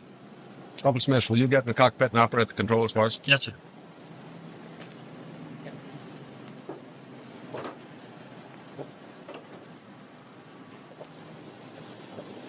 Now, this next check is to make certain that we always have free and maximum movement of ailerons, elevators, rudder, and attached trim tabs. I'll give the commands to Corporal Smith for operating the controls, and you go back in the rear and check they're working properly.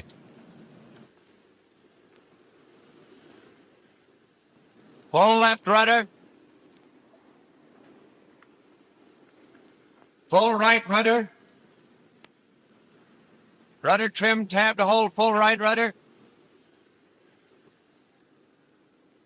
Now all the way left. Turn the wheel all the way left. Now all the way right. Aileron trim tab to lower right wing. Now all the way to lower left wing. Stick all the way back. All the way forward. Elevator trim tab wheel all the way forward. Now all the way back.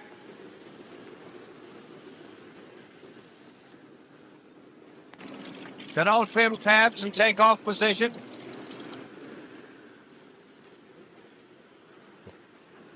Flaps all the way down. Flaps in takeoff position.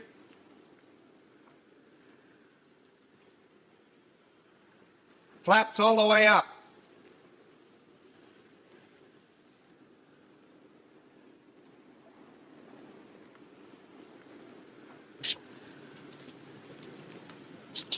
All's well with the flipper, Skipper.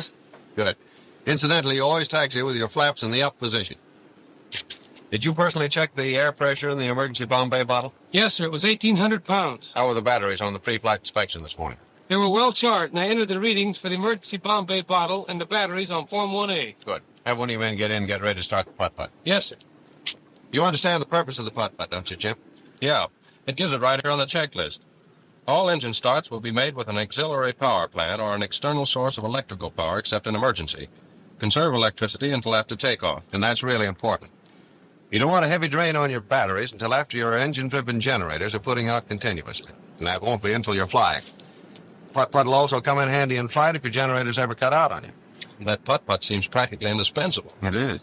Whenever anybody on the ground uses any electrical equipment, the putt-putt must be kept running to keep the batteries charged. That's law, like always using a checklist. You must have electricity for the takeoff, especially for the electric props. Well, that's how most runaway props occur, isn't it? Yeah, run down batteries. Only we don't call it a runaway prop. It's really an overspeeding engine running away with a fixed pitch prop.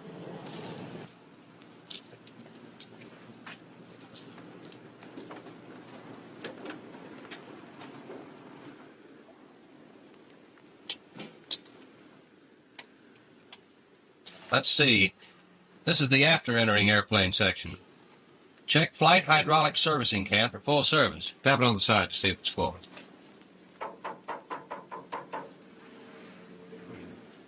Then fuel transfer valves. They're in the forward bomb bay.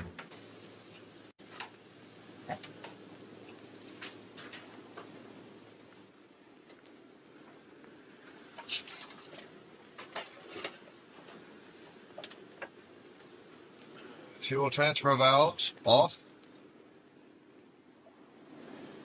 Fuel transfer pump off. Fuel valves on, both of them. Hydraulic tank fully serviced. Bomb rack switches on tanks, if extra fuel tanks are carried. On bombs, if no tanks are carried. In this case, we're carrying an extra fuel tank, so it's on tanks. The rest of the stuff is in the navigator's compartment.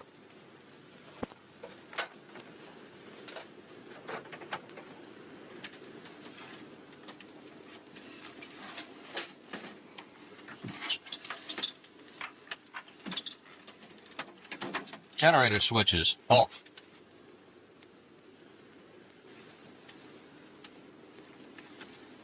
Check pressure, emergency brake air bottle. That's there under the navigator's table. I check that the valve is open as placarded. And make sure that this bleed valve up here ahead in the cockpit is closed. That's it.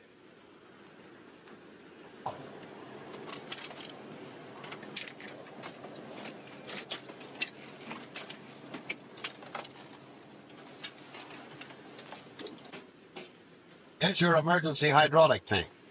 Make certain it's fully serviced.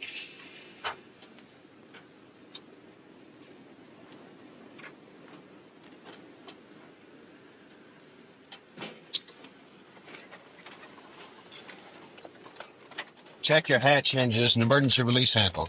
See if they're in position. Okay. Hold them up. Check your safety pins in place. Give me some pressure on the hydraulic hand pump so I can set the parking brake.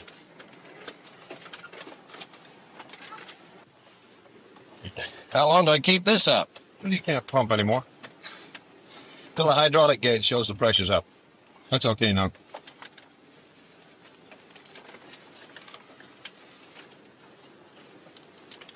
Take a look outside. If it hasn't been done within the previous hour, both props are turned over by hand 2 or 3 revolutions with the ignition off. Just to clear out any oil that may have settled in the lower cylinder. You've been in the Air Corps long enough, Jim, to know the importance of checking Form 1A. No red diagonals, gas, wing tanks, and 1 bomb bay full, oil full, no other remarks. What's your serial number? 0918162. Say that or dial it.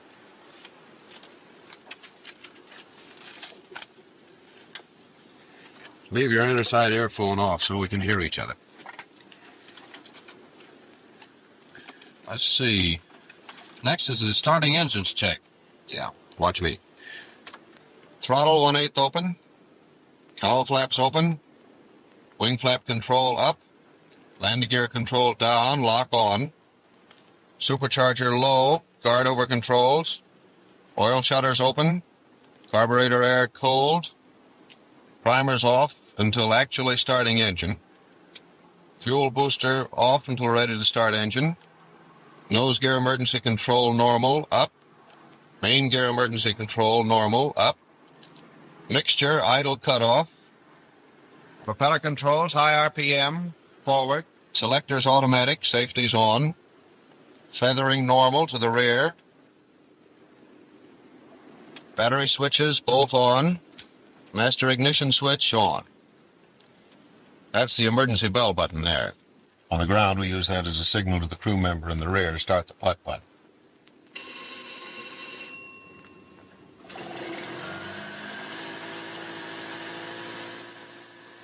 By cutting your battery switches for an instant, looking at your landing gear position indicators, you can tell if your putt-putt's putting out juice. Main inverter switch on. Spare inverter off. Magneto switch on. I'm going to start the left end first. Clear. Clear. Here's how we get them started, Jim. Starter energizing switch on for about 30 seconds. Booster pump on. Primer on for about 5 seconds. Then I press the engaging switch. Now it's your job to shove the mixture control to auto rich the moment the engine fires.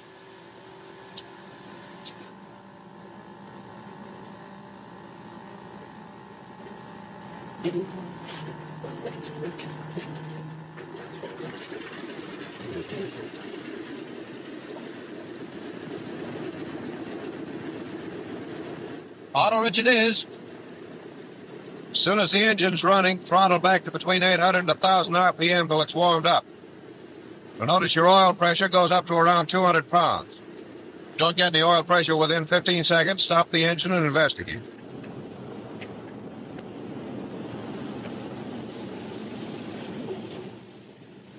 Wonderful. You're learning. Auto Rich Anthony, they call me.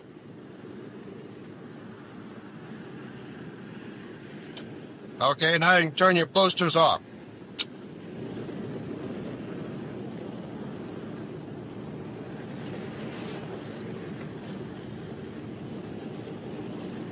You'll know your motors are warmed up when the oil temperature gauge hits 40 degrees. The oil pressure drops suddenly to normal. The cylinder head temperature gauge will read from 100 to 200 degrees. They're okay now.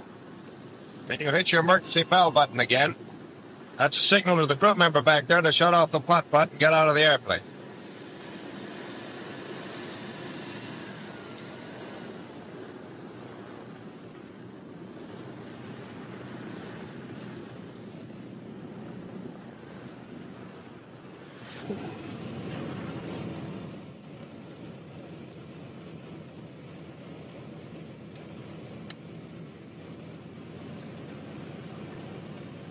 We don't turn on the radio until we're ready to taxi out. It's the co-pilot's duty to handle radio conversation.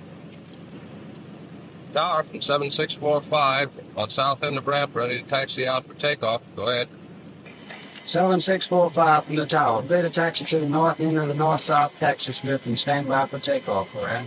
7645, roger. Ready to go, Corporal? Okay, sir.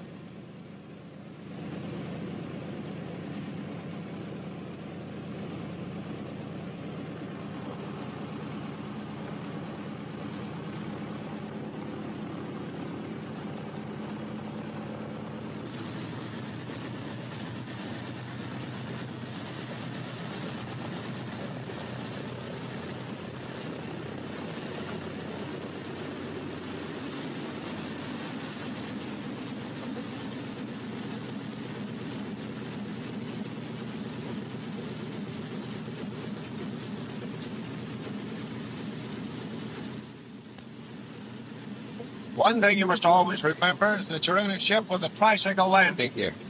The nose wheel must never be turned to an angle of more than 40 degrees to either side.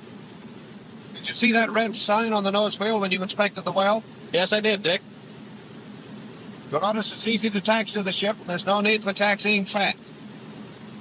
In making a turn, always keep the inside gear rolling. Never bring it to a complete stop, as is often done in airplanes with conventional gear. And keep your eyes open on the ground or in the air. It isn't the airplane, it's what you hit with it.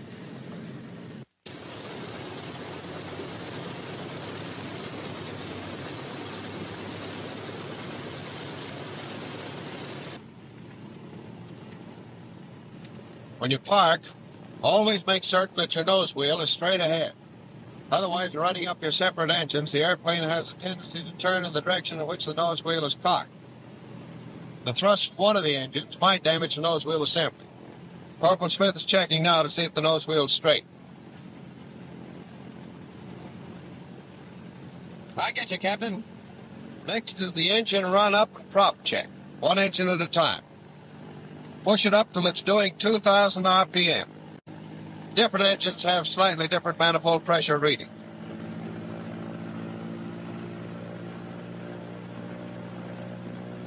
Is that the RPM at which you check the max? Yeah. Look at your checklist. That's first. I'm sorry.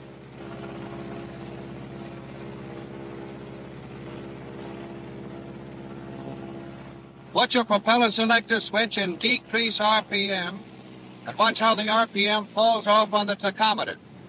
As soon as you see it drop, return the selector switch to increase RPM, and notice how the tachometer shows increase back to 2,000. Do you hear how the sound of the propeller changes? You can hardly miss it. That's right.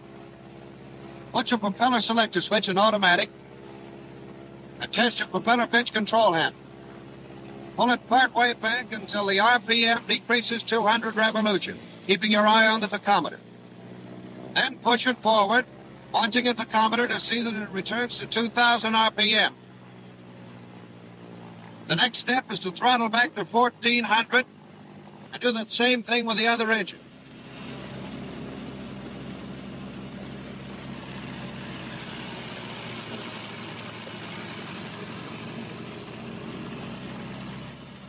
Now you run your engines up together to about 1,800. At the same time, checking your manifold pressure against the RPM.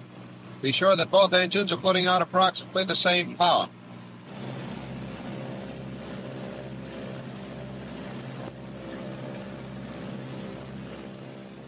Corporal, check the generators. If Corporal Smith finds the ammeters are showing more than 10 amps difference, we'll give this airplane back to the crew chief.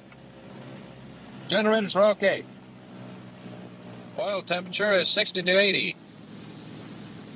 Oil pressure is 75 to 85. Check.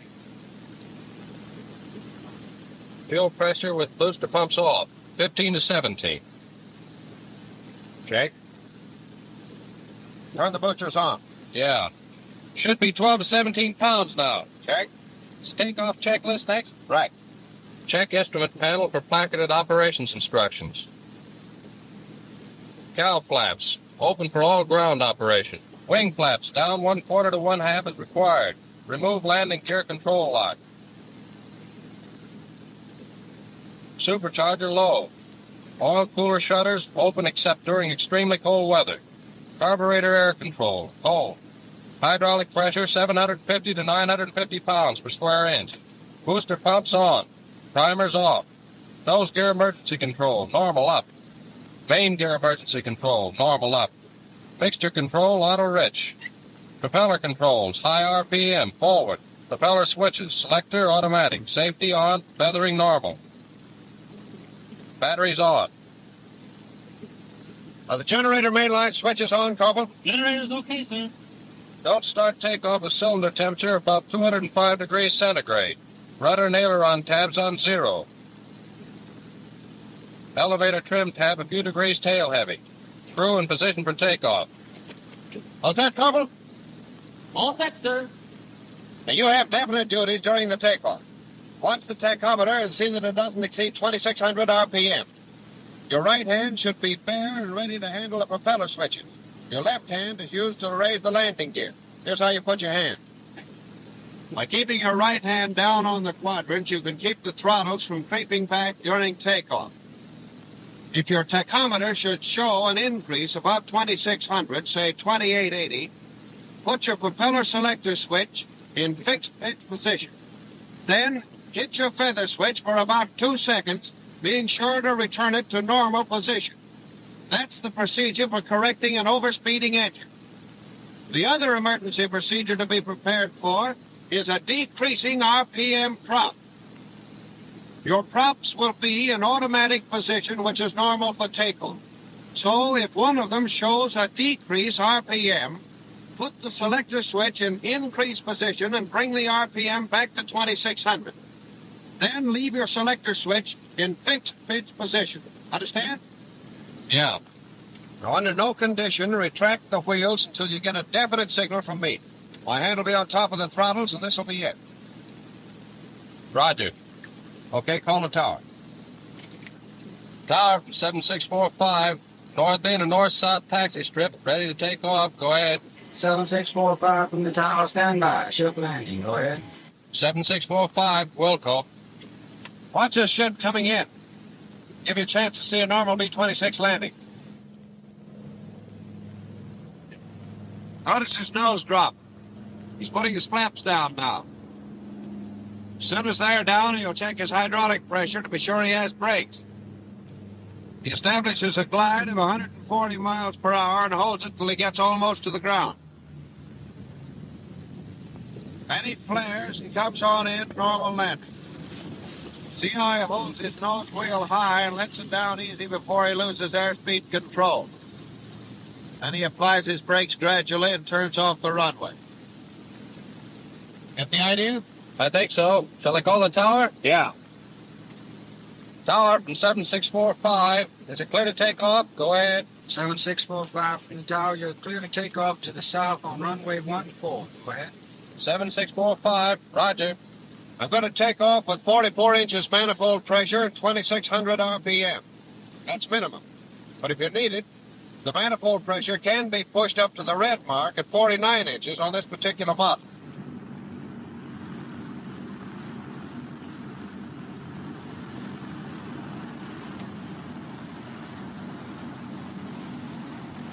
Once the roller started, you use very little brakes to keep the ship straight. Lateral control should be maintained by the rudder only after you're a short way down the runway. As soon as you can, get the nose wheel off and hold the ship at a slightly nose-high attitude. When you have enough speed, the ship will take off by itself. You don't have to pull it off the ground. And it's got very little torque. You could pull it off at about 110 miles per hour if you were on a short field. It'll fly itself off at about 130 miles an hour.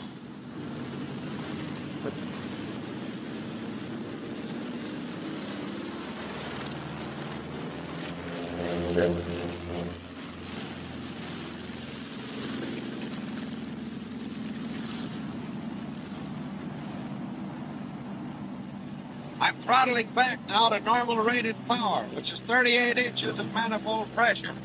Give me 2400 RPM on the propeller pitch control.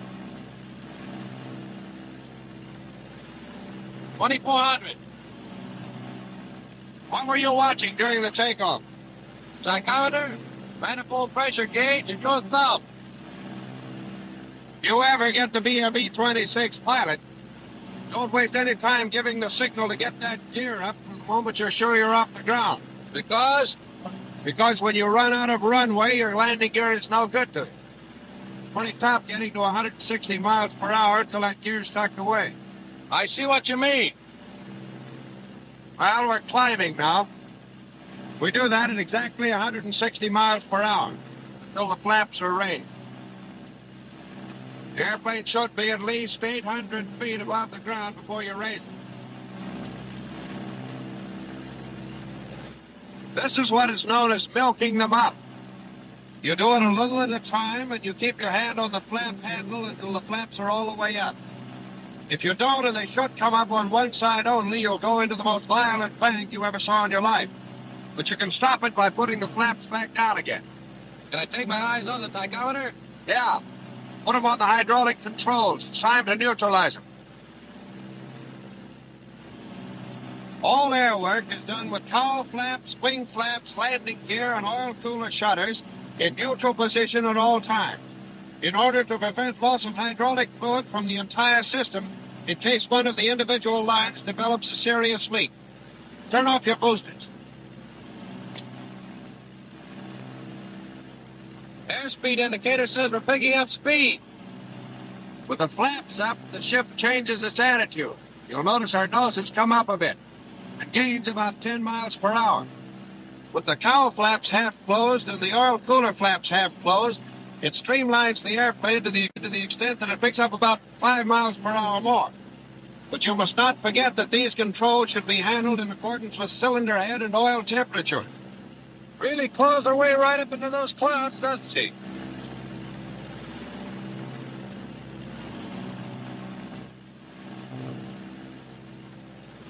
You fly her for a while, Jim. Get the feel of the controls. See how easily she handles. Nice. Try some shallow dives and climbs, a couple of gentle turns.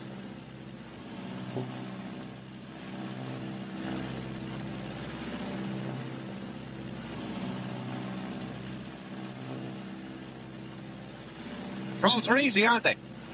Smooth as a GI haircut. Easy to coordinate, too. There you're skidding, sonny boy. Take a look at that turn and bank indicator. What causes that? Something I forgot to tell you.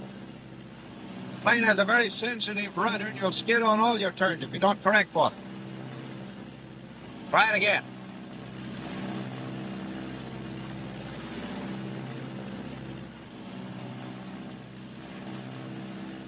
Another advantage of the B-26 is that it can be dived up to 325 miles per hour with a heavy load and pulled out without an appreciable strain on the airplane.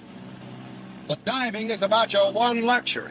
Side slips, vertical banks, and all acrobatics are prohibited maneuver. I'll try to go straight and level, Dick. Try a 40-degree bank. That's the maximum.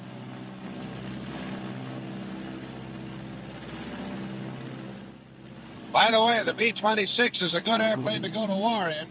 It's got plenty of power, plenty of armor plate, and plenty of guns. I'm beginning to think it's a good plane to go anywhere in. Let me take over for a minute. I want to show you a power-off stall. Power-on stalls are prohibited in the B-26. This one will be with the nose not over 10 degrees above the horizon.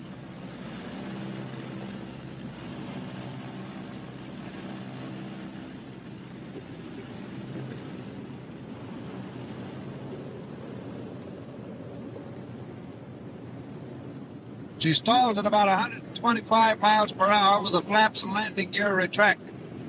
About 115 miles per hour with the flaps down, and about 100 miles an hour with flaps and landing gear down. Notice the pronounced shuddering just before the stall.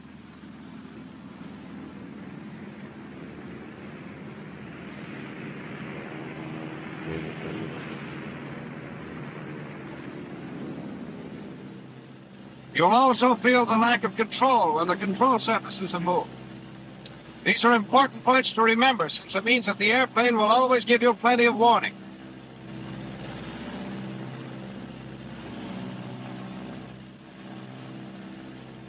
Another advantage is that it falls straight forward from this type of stall with no tendency to drop off on either wing. Of course, in power-on or nose-high stalls, it may fall off on one wing.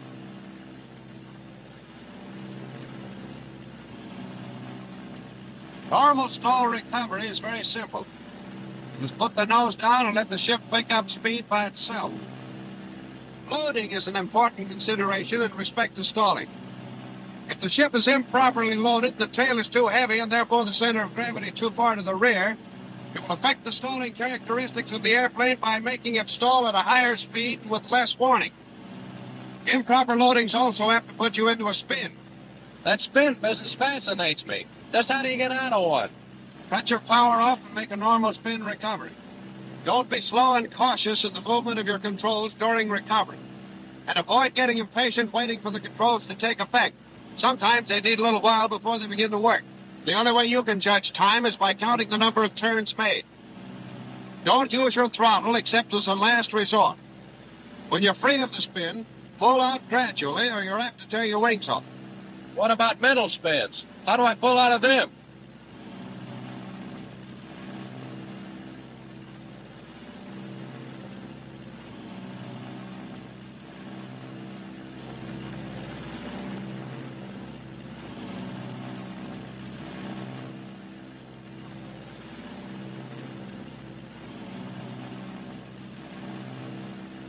About time we were heading for the barn. But before we do, I want to show you how this airplane flies on instruments. See how our gas is.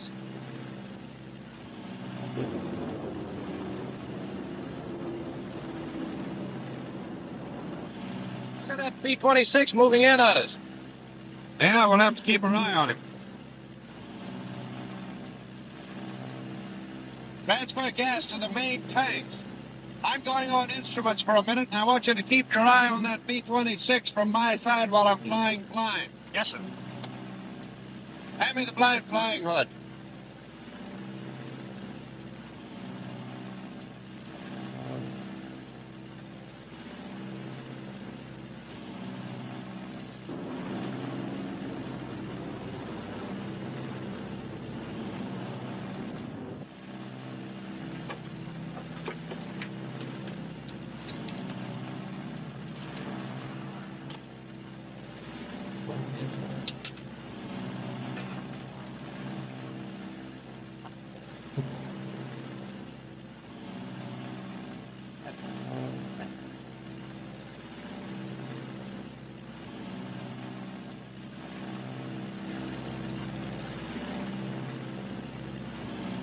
Watch that 26 from your side, Jim. I'm going to let down to 4,000 feet to show you how easy it is to set a constant rate of descent in a B-26.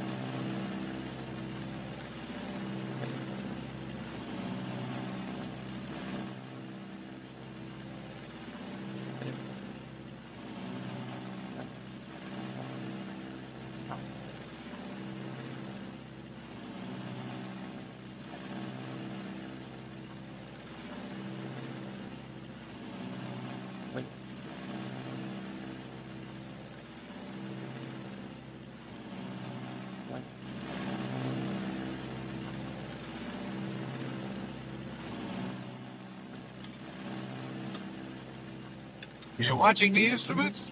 Them and that 26.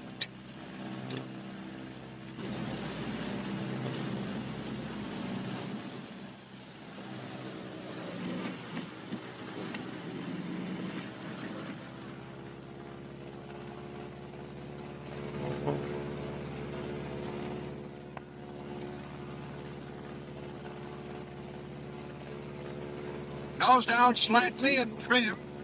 Check airspeed. What's the fuel pressure? 0. Flip on the booster.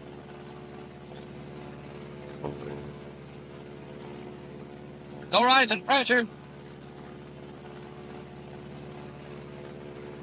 The field's inside. Do you think we can make it? I think so. I'm going to feather that dead engine. Watch me.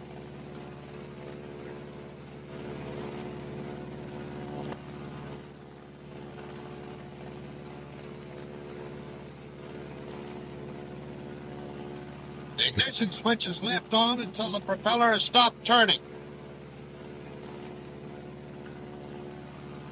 I center my ball and needle and slow up to 155, increasing my trim as I do. It's not a lot of trim, Dick. You need it because of the natural torque of the operating engine. Going on the right engine requires about 5 degrees more trim than if you were going on the left. The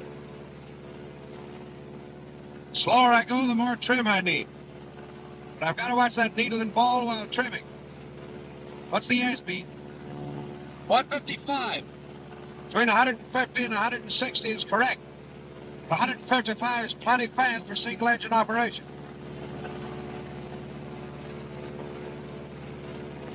Shall I give him the bad news back at the tower? Tower from 7645. I'm about 8 miles west of field, 4,000 feet, operating on a single engine. Request instructions for emergency landing. Go ahead. 7645 from the tower. The field is clear for emergency landing. Wind is south 10. Go ahead. 7645, roger.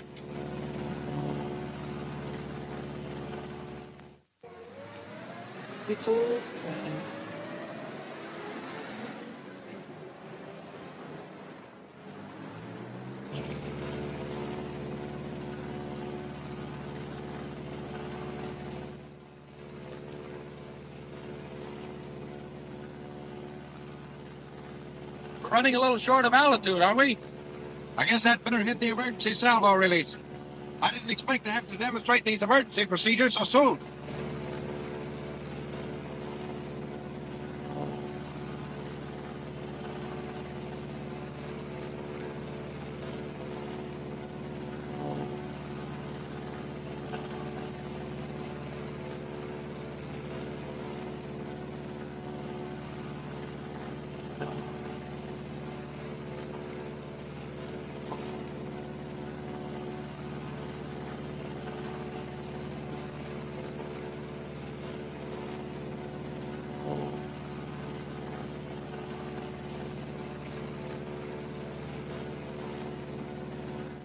The drag increases when the bomb bay doors are open, so I had to nose down slightly to hold 155. How much altitude did I lose? 250 lovely feet.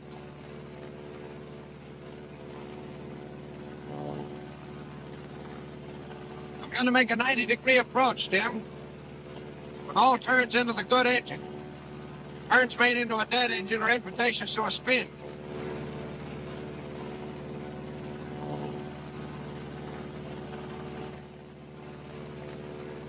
Plenty high, so nose down slightly. Reduce right engine for about 24 inches manifold pressure. Landing gear down and check your instruments.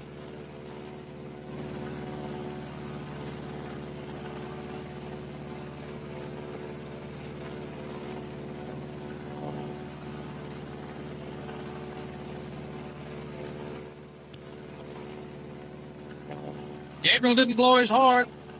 Check your hydraulic pressure gauge. I've got the nose down again to hold 155. You're on the field side, so you'll have to tell me when to turn. I can hardly wait.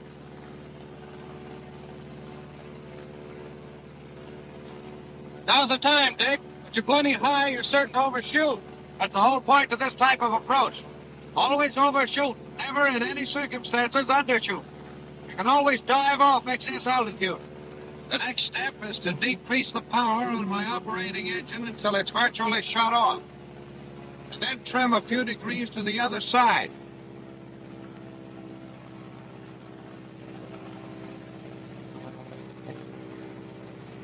One-quarter flaps.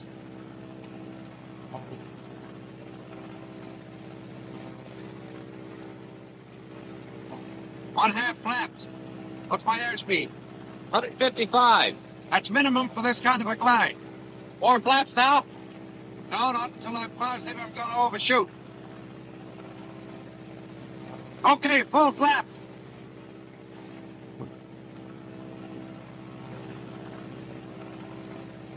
I picked up some speed on my dive, and I'll have to lose it by holding the nose up and letting the ship scoot.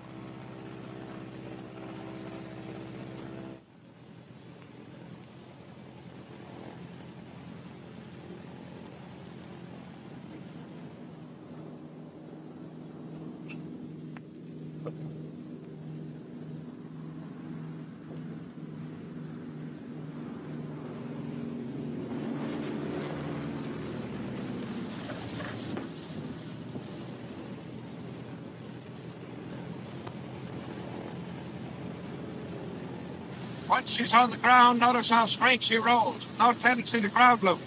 Boy, these brakes are really good. You can stop her at 1,500 feet.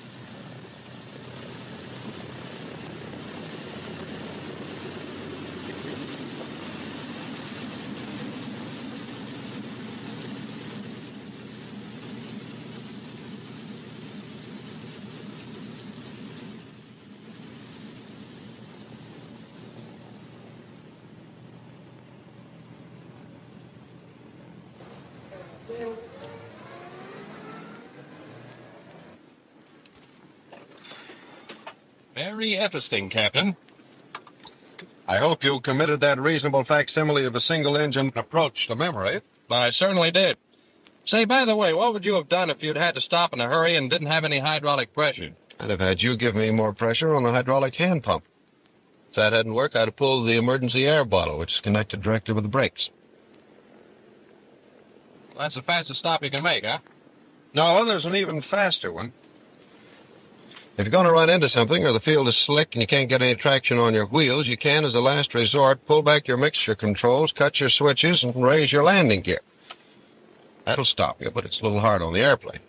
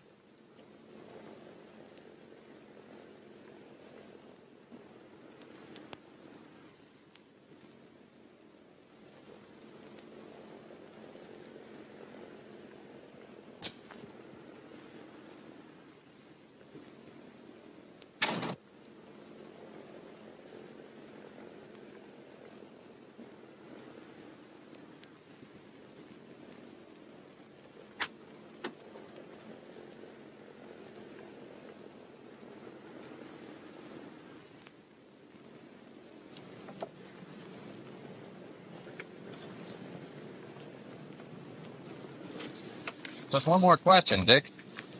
Suppose we hadn't been able to make our home field. We had picked out any field that was fairly flat and free from obstructions, brought the ship in on its belly.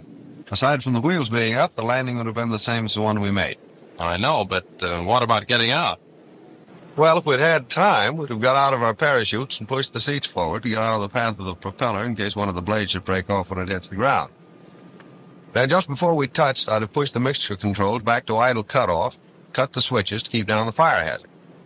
And the minute she touched, we'd have got the top hatches open, and then we'd have all got up and quickly walked away.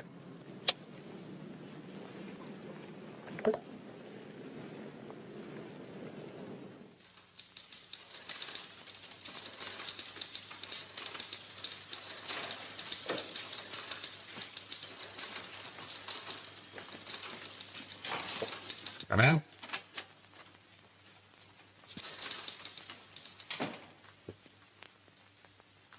Good afternoon, gentlemen. Good afternoon, sir. I have an emergency landing to report.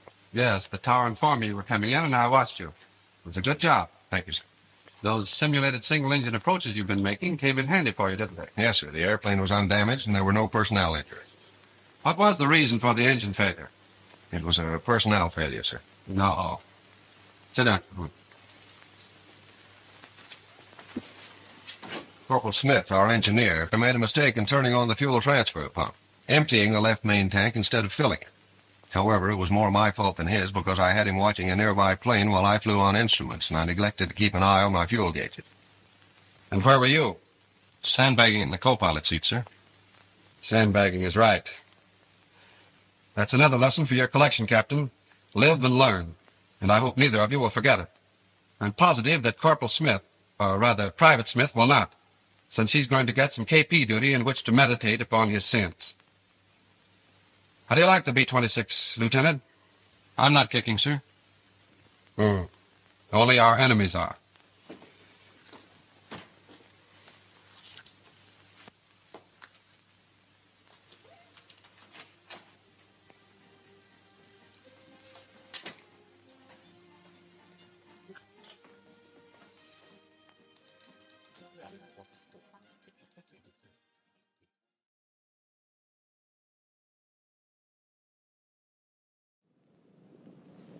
This is it. This is the B-29, the plane you've been waiting for. And it was worth waiting for. It's the biggest, fastest, mightiest heavy bomber in the world. It can travel farther and higher than anything else on wings. It has a pressurized cabin, permitting high-altitude flight without oxygen masks. It has 5 remotely controlled, electrically driven turrets, each carrying twin 50s, with a 20-millimeter cannon added to the turret in the tail. Yes, the B-29 is everything you've been promised. And the pilot who flies one has an enviable job. Important, glamorous, and tough. Here's a B-29 pilot. He's measuring the distance between pin centers on the left landing gear. This part of the job isn't so glamorous. But it's the pilot's responsibility to make sure that everything on this biggest bomber in the world works properly. If you were a B-29 pilot, Here's exactly what you'd have to do before an operational flight. Check the nose wheel. See that the tires are inflated to 45 to 50 pounds per square inch. While measuring the pressure, look over the tires for general condition also. Watch out especially for cuts or signs of serious wear. One of the ground crew will replace the dust covers, but you're still responsible for his work. After you've measured the pressure in both tires, give the gear a visual check. The strut should be clean, with a clearance between pin centers of 10 inches. And the shimmy damper must be full. That's important. Make sure the rod is almost up to the notch in the gauge on the shimmy damper reservoir. Now you can look over the engine cowlings on your way to the other main landing wheel. This gets the same inspection you've already given its mate. The co-pilot ducks into the wheel well to inspect the equipment there, while you work on the wheels. Measure tire pressures again. On these tires, the pressure should be between 75 and 85 pounds per square inch. Inside the wheel well, the co-pilot examines the wires, connections, and switches. He makes sure all the cannon plugs are on tight, paying particular attention to the plugs on this motor, which opens and closes the nacelle doors, and also to the plugs of the normal and emergency landing gear motors. Then he turns around to examine his side of the strut. He looks it over and inspects the brake lines, making sure that the hose is not chafing and no fluid is leaking. Meanwhile, you're checking the clearance between pin centers again. 13 1/4 inches. Right. Now, are the wheel chocks in place? One behind the inboard tire and one in front of the outboard tire, just as it should be. Next, check the cowlings, inspection doors, and inspection plates. You've already examined some of them, but you must be sure all of them are okay. The other members of the crew help you out with these inspections. Here, for example, a gunner tests the fastening of the top cowling. But you'll have to check the security of the other coverings, and there are a lot of them all over this ship. While you're walking along, you can examine the wing seams. Fluid leaking from them means trouble. Now to check the ailerons and trim tabs. All control surfaces and all trim tabs must be inspected. Test the tabs for excessive hinge play by shaking them, and see that the gas tank caps are tightened. If there were extra fuel tanks in the bomb bays, their connections would have to be examined. But now the pilot and the co-pilot continue their tour around the plane. They have a lot to check. Hatches, windows, control surfaces, trim tabs, inspection plates, and doors. But the pilot and co-pilot aren't the only crew members with inspections to make. The gunners, for example, besides helping the pilot check the airplane, must also be sure the guns and gun cameras will work properly. They must inspect all 5 turrets in the same way they're now examining this lower rear turret. After they have the dome and gun cover removed, they see that the ammunition moves freely in the chutes and is correctly loaded. The guns just don't fire with the cartridges in backwards. They also check the safety wiring on the gun mounting bolts, up in there. Then the gun charging switches are put on reset.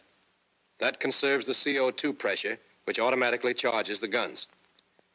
Finally, the gun camera is inspected. Enough film, speed set at 16 frames per second, lens adjusted to the brightness of the day, and the interval control put at the desired number of seconds and turned on. And this turret is all right. The dome and gun cover can be replaced. The tail turret is checked by the tail gunner. But again, the pilot is responsible. If the guns fail, he gets the blame. So he watches the tail gunner as the Shatterall feed mechanism is inspected. Now the other gunners only have to lock the latches. Elevation latch locked. Azimuth latch locked. The doors are shut and fastened, and the gunners can go to another turret. And there's still more work to be done. Each engine must be pulled through 15 blades, with only 2 men per blade. The engineer takes care of that. He sits at his position, making sure that all switches are off, while the 4 engines are pulled through. And now the co-pilot puts on his clothing and collects his equipment before joining the rest of the crew for inspection. Notice that the crew members wear fatigues while making their inspections and change into flight clothing only when they are ready to enter the plane.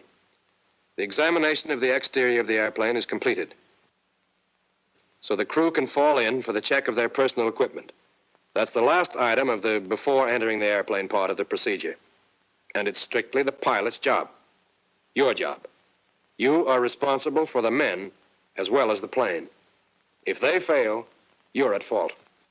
Each crew member must have his electrically heated flying clothing, parachute, oxygen mask, knife, a quart of water, and Mae West. Steel helmets and flak vests are already inside the ship at the positions.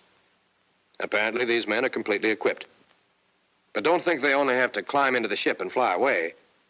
There's a lot yet to be done. Let's go along with the pilot again and see what he has to do to take a B-29 into the air. He climbs in through the hatch in the nose wheel well. That entrance is also used by the co-pilot, engineer, navigator, radio operator, and bombardier. There's work for every man before the engines are started, during engine starting and warm-up, before takeoff, after takeoff, and then a whole list of additional things to do before landing again. As soon as the radio operator gets in, he climbs back to close the pressure door between the forward compartment and the forward bomb bay. The bombardier is the last one in, so he closes the hatch. The gunners close the pressure doors in their compartment. They also open the cabin pressure valves, which will now automatically maintain the cabin pressure at the desired level. 3 compartments in the plane, the pilot's compartment, the gun control compartment, and the tail gunner's compartment, are sealed off from the rest of the fuselage and supplied with this compressed air. The cabin pressurizer keeps 8,000 feet altitude inside the plane until the outside is at 30,000 feet. If the plane gets higher than 30,000 feet, the pressure inside drops off gradually, but it is always 13.4 inches of mercury more than the outside pressure. But let's get back to flight procedure. The gunners take care of the other pressure door in their compartment. But what about the pilot? That's you. You already have your chute fastened, your Mae West on, and the seat adjusted. So you put your throat microphone and earphones on. If you put the mic on first, you won't get so badly tangled in the wires. Don't forget to plug in your disconnector cord. Now to start work. Ask the engineer for Forms 1, 1A, and 01-1-40, and look them over. Be sure that everything on Forms 1 and 1A has been checked. Pay particular attention to the list of defective equipment. If anything vital is out of order, it must be fixed before taking off. The weight and balance computation is in Form 01-1-40. That's important. Make sure it's correct. When you've examined all the forms and signed them, you can give them back to the engineer and tell him to start the putt-putt. You have to turn on the emergency ignition switch. The tail gunner looks after the putt-putt, starting and stopping it on orders from the engineer. But now, you set the jackbox selector switch to command and turn on the proper command receiver and the command transmitter. This puts you in communication with the control tower. Now examine your own equipment. Look over your oxygen mask and make sure your portable oxygen bottle is fully charged. Then try out the cockpit lights. To test the ultraviolet lamps, turn on the switches and twist the shutter. You should then be able to see the light. By turning the shutter back, you can control the amount of ultraviolet light emitted. Next, try out the alarm bell. The gun commander will tell you if it's working. Then depress the brake pedals and pull out the parking brake knob to set the brakes. Look over to the control stand and make sure that the emergency releases and switches are correctly set. Power transfer switch, emergency landing gear release, emergency bomb release, emergency cabin air pressure release, and pilot's over control.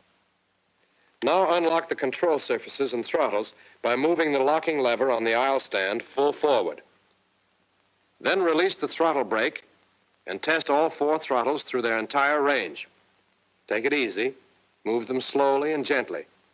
All controls on the B-29 should be handled in this careful manner in order to prevent damage to the mechanism. There's no need to push hard. And the co-pilot doesn't just sit and read the checklist. He must test the action of the control surfaces, moving each surface, elevators, ailerons, and rudder, through the complete range. The gun commander looks from his blister, observing the response of the surfaces, and reports to the co-pilot. A similar test is made on the trim tabs. The co-pilot turns the 3 control wheels as far as they will go in each direction. That big wheel on the side of his control stand operates the elevator tabs. The aileron and rudder wheels are on top of the control stand behind the throttles. The way the trim tabs follow the setting of the control wheels is also observed by the gun commander, who tells the co-pilot over the interphone how the tabs move. The co-pilot turns the tabs back to neutral after testing them. And now to try out the wing flaps.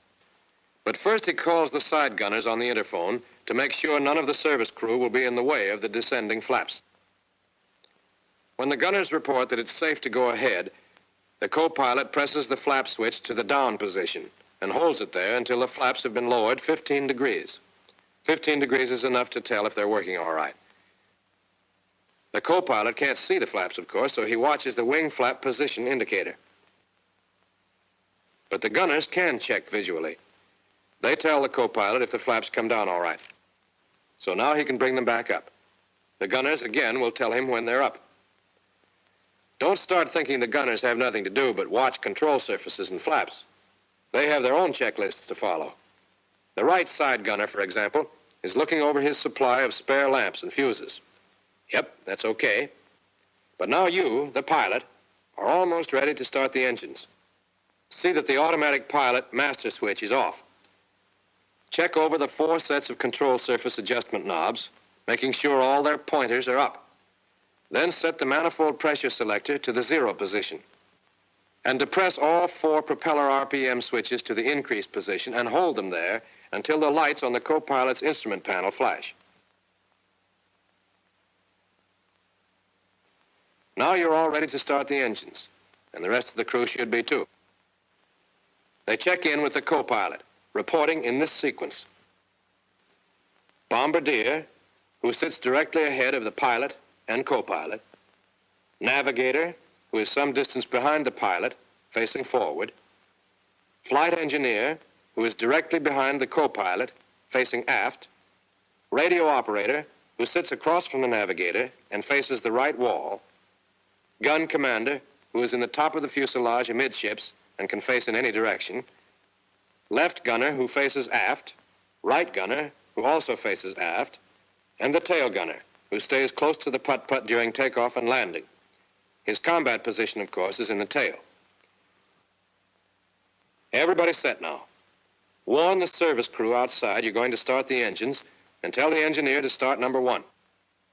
And number 1 engine spins twice.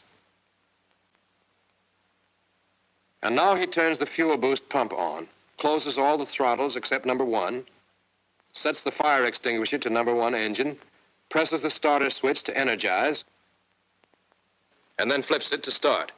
And finally turns the magneto switch to both.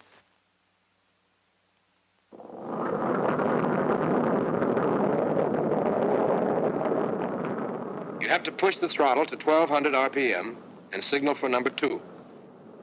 The same procedure is repeated until all 4 engines are running. Now that the engines are going, vacuum pressure is available to operate your gyro flight instruments. So the gyro compass and the flight indicator can be uncaged and set. The co-pilot will be doing the same with his gyro instruments. Next, see if the other vacuum pump is working all right. Have the engineer switch to the pump on the number 2 engine. The vacuum may drop some, but it should go back to about 4 inches. Now you can call the control tower on the command radio. It's already on. This is about the right time to get your taxiing instructions, since you'll soon be ready to move out to the runway.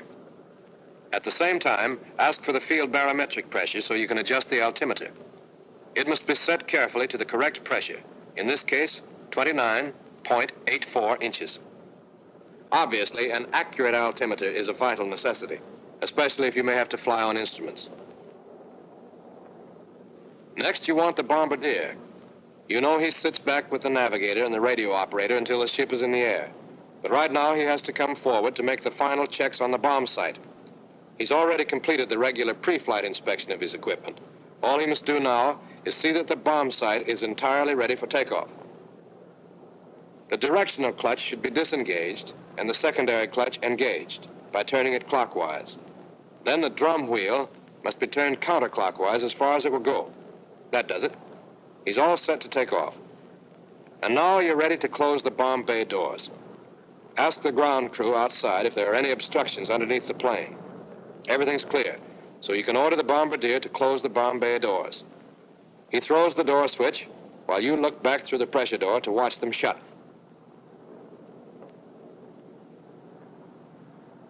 The rear bomb bay door is looked after by one of the gunners, who will tell you when it's closed.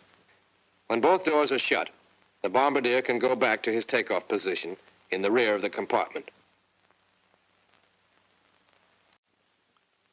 And you're almost ready to taxi. But you'd better make one last check of the turret warning lights. Uh-oh, that lower rear turret light is on. Call one of the side gunners and have him take care of it. Perhaps the turret wasn't stowed. Forget about it, gunner? Well, it's easy to fix. Get control of the turret, press the action switch, and stow it. That does it. There, that turret warning light is off now. And everybody's set. Switch your jack box back to command and signal the ground crew outside to remove the wheel chocks and get a safe distance away from the airplane. The co-pilot warns the crew to stand by to taxi. And you can release the brakes and move the ship out to the runway.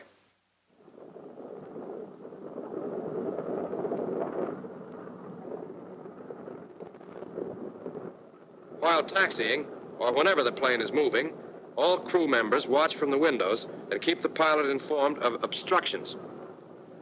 The gunners can provide the most help since the blisters give them a wide view. This is a big airplane. It's mighty easy to hit a fuel truck or another ship and clip off part of the wing or stabilizer. And that doesn't help the flying characteristics a bit. Notice the flaps are kept in the up position. If you taxi with them down, the undersurfaces are likely to be damaged by pebbles blown back by the propellers. After you've stopped at the edge of the runway, put in your call to the control tower for permission to taxi on the runway. When the tower has given the clearance, move on the runway. Steer with the outboard engines, not the brakes. Excessive use of the brakes on a plane as heavy as this one will wear them out quickly.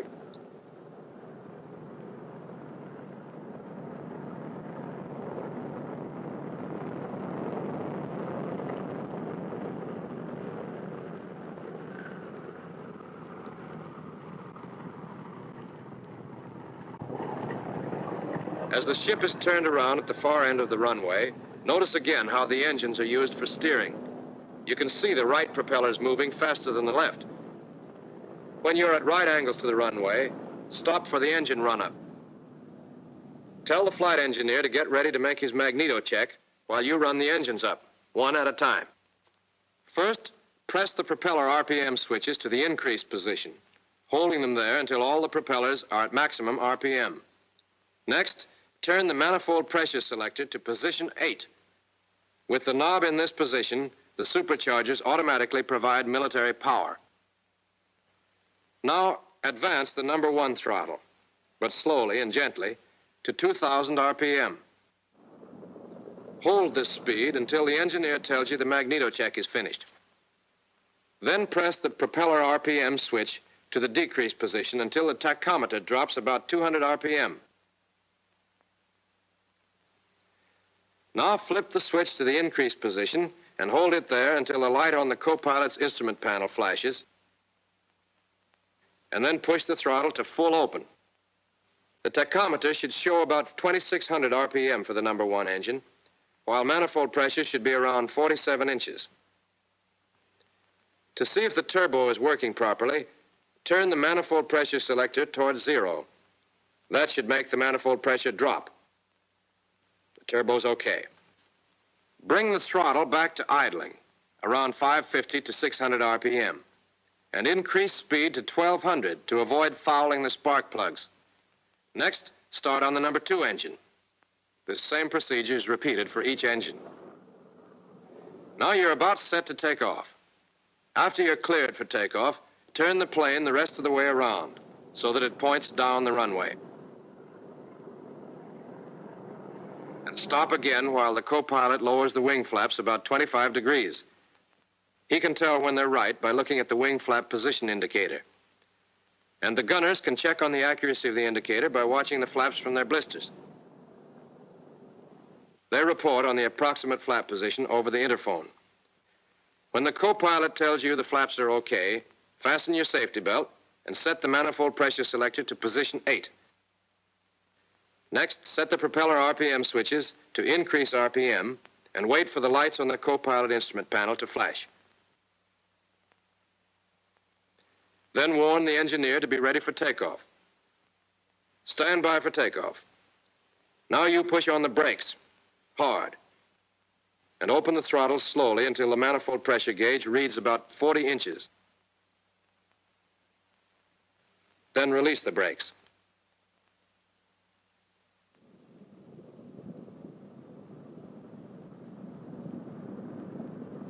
As you gather speed, slowly advance the throttles to full power and set the throttle brake. Manifold pressure should go up to 47 or 47.5 inches. RPM should go up to 2,600. Continue accelerating down the runway until the indicated airspeed gets up to 95 miles per hour. Then slowly pull the control column back, putting the ship in a flying attitude. The plane takes off without further action on your part when it gets flying speed. The exact speed at which it will leave the ground depends on the weight. When the ship is airborne, apply the brakes to stop the wheels, and then have the co-pilot retract the landing gear. He has to hold the landing gear retracting switch in the up position because the switch is spring-loaded.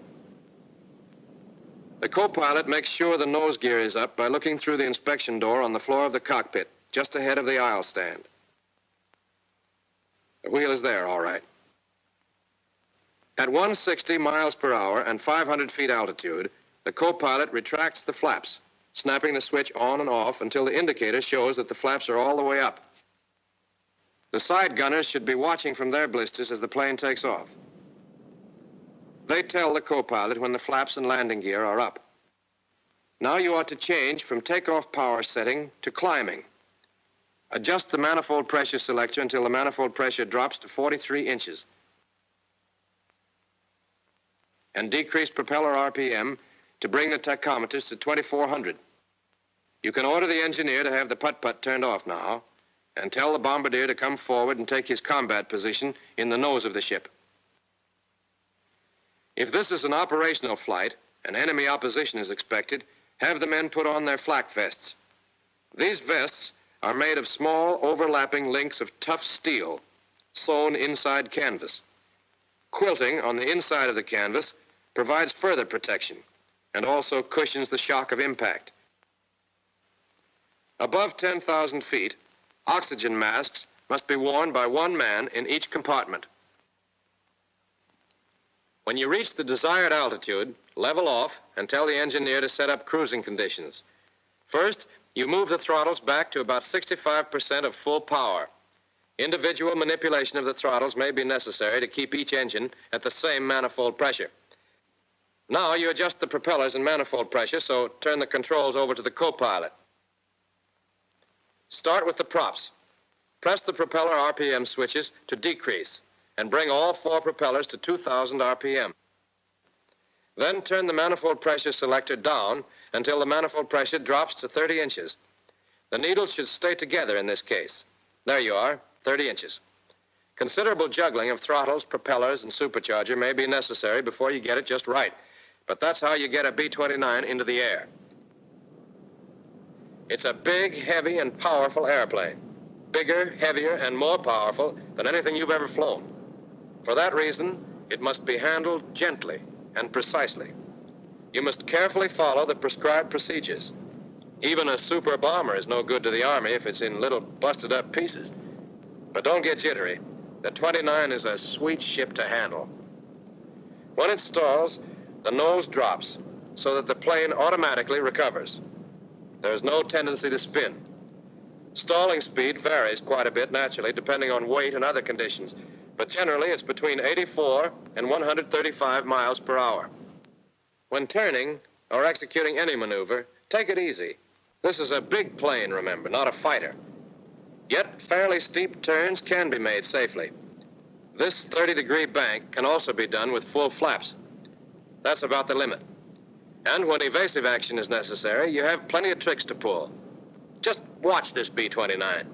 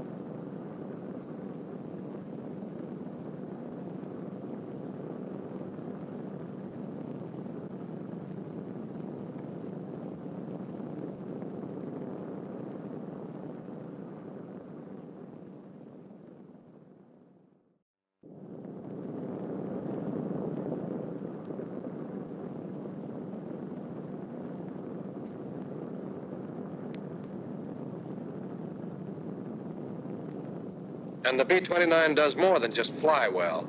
It packs a terrific wallop. A wallop enemy fighters will quickly learn to fear. That turret you see moving is only one of the 5 on the ship, which mounts a total of 10 machine guns and 1 cannon. 4 of the turrets, 2 on top and 2 beneath the fuselage, can turn through 360 degrees in azimuth, 90 degrees in elevation.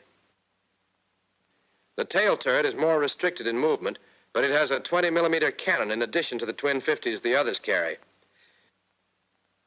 But the big thing about the 29's armament is the fact that the gunners don't touch the guns. The guns are controlled remotely from special sights, and any gunner can fire almost any turret. For example, one side gunner might have control of 2 turrets, firing 4 caliber 50s at his target.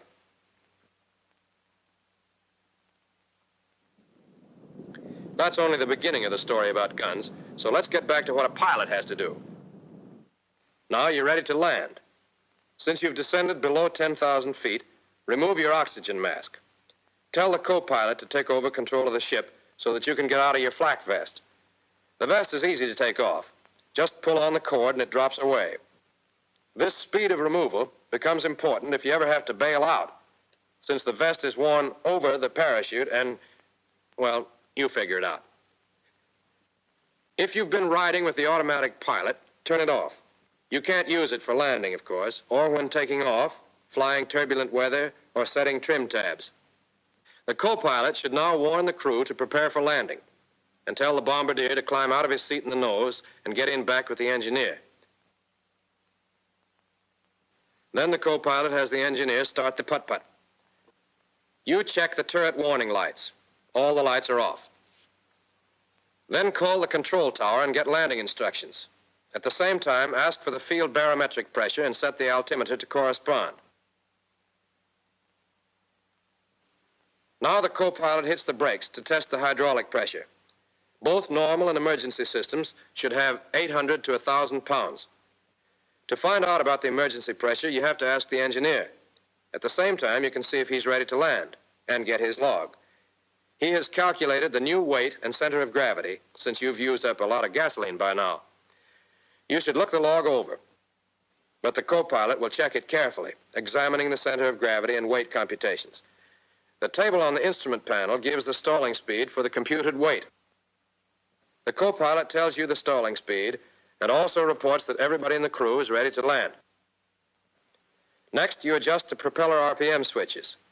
Push them to increase until you get the tachometers to show 2100 RPM. Now adjust the manifold pressure selector to give you plenty of reserve power. Turn it all the way up to position 8, the setting for full military power. When the plane is slowed down to 180 miles per hour or less, order the co-pilot to lower the landing gear. When the switch is set to the down position, the wheels descend all the way, lock, and the gear motors automatically stop.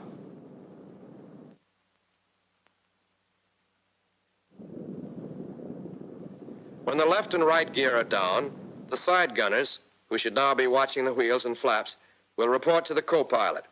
He himself can make sure the nose wheel has been lowered all the way by looking through the window in the floor of the cockpit. Next, the flaps should come down. If you've been in combat, the co-pilot should lower them first only 5 degrees. If they were damaged, lowering them all the way might rip them off the wing. The gunners can look them over and report on their condition. The flaps are all right, so the co-pilot can lower them 25 degrees. Notice that he snaps the switch on and off. That way, the flaps descend gradually, and a sudden change in the lift characteristics of the airplane is avoided.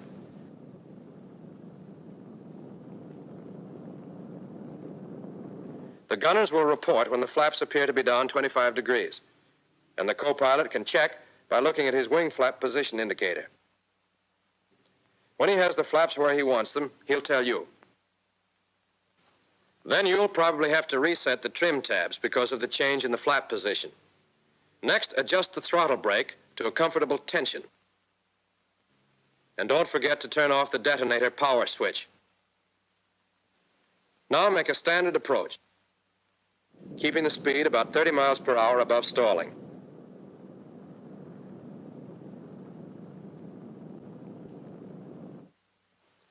And on the final approach, order the co-pilot to lower the flaps all the way.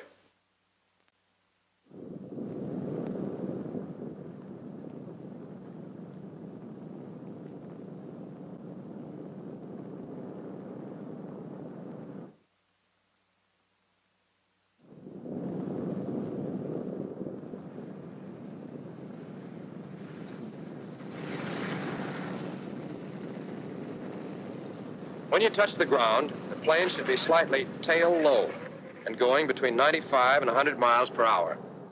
Notice how the main wheels bear most of the shock of landing. Then the ship slowly settles forward. Don't apply brakes immediately. Let the plane lose some of its speed rolling. Then turn the manifold pressure selector all the way back to 0. You won't need the turbos anymore. And set the propellers at increase RPM. Raise the flaps now while you're taxiing and have plenty of power. You're down now. You've followed your checklist step by step. But there are other checklists, the engineers, for example. So suppose we go back over that landing procedure and see how the engineer's checklist fits in with yours. 5 minutes before landing, the engineer tells the tail gunner to start the putt-putt. The ship enters the traffic pattern at a 45-degree angle to the downwind leg. Altitude is 2760, speed is 180. Here the co-pilot lowers the wheels. The mixture controls are set to auto-rich, and the cowl flaps open 15 degrees. At the end of the downwind leg, the speed should be about 140 or 150, and at least 3 generators must be on. The co-pilot lowers the flaps 15 degrees. After the pilot makes the procedure turn, the altitude should be 2260 feet. The co-pilot lowers the flaps to 25 degrees. The pilot sets the manifold pressure selector to position 8 and adjusts the propellers to 2100 RPM. Just before the final turn, the engineer checks the magnetos and turns the boost pumps on. Around the turn, on the final approach, speed should be at least 140, altitude 800 feet. Also, 6 generators should be on. Finally, the co-pilot lowers the flaps all the way and calls out airspeed and hydraulic pressure as the ship descends to the runway.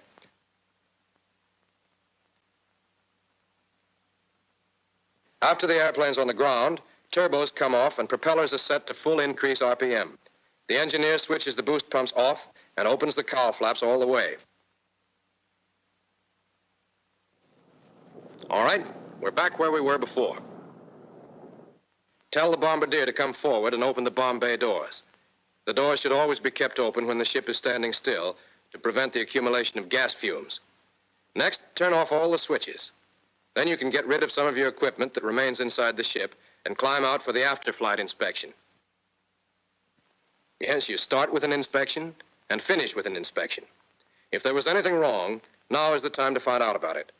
And now is the time to correct it.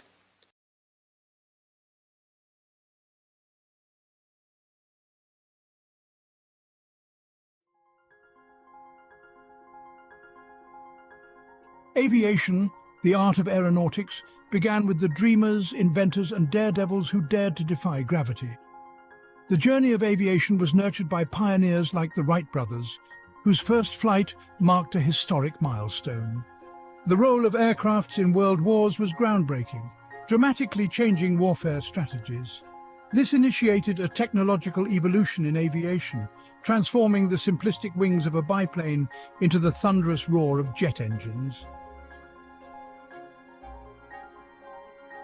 Let's journey through the ages of aviation. Behind every great aircraft, there were great minds. These visionaries, like Sir Frank Whittle, the innovator of the turbojet engine, redefined air travel. Then there's Skunkworks Kelly Johnson, the genius behind the SR-71 Blackbird.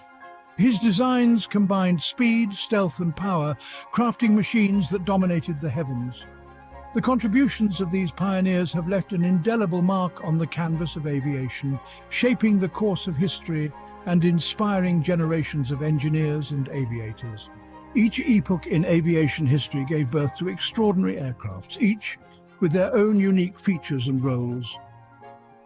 The Lockheed SR-71 Blackbird was a marvel of speed and stealth. The F-105 Thunderchief, a supersonic fighter bomber, was vital in the Vietnam War. The P-51 Mustang, a long-range fighter, was critical in World War II. The P-47 Thunderbolt, a heavyweight fighter, was used extensively in the same war. The A-10 Thunderbolt II, the Warthog, is a close air support icon. The Messerschmitt Me-262 marked a leap forward in aviation technology. Each of these game changers were instrumental in their eras, and their legacies still resonate today. Beyond the game changers, there are those that have transcended their practical roles to become icons. The Concorde was not just an aircraft, it was a supersonic symbol of luxury and speed.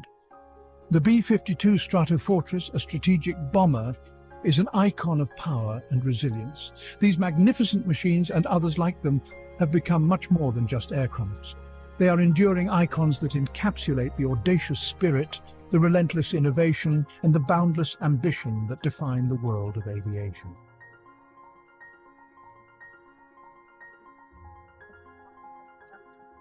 For more amazing aerial footage, and to join us in this incredible journey, check out the DroneScapes YouTube channel. If you enjoyed this video, please remember to like and subscribe. And as always, thank you for watching.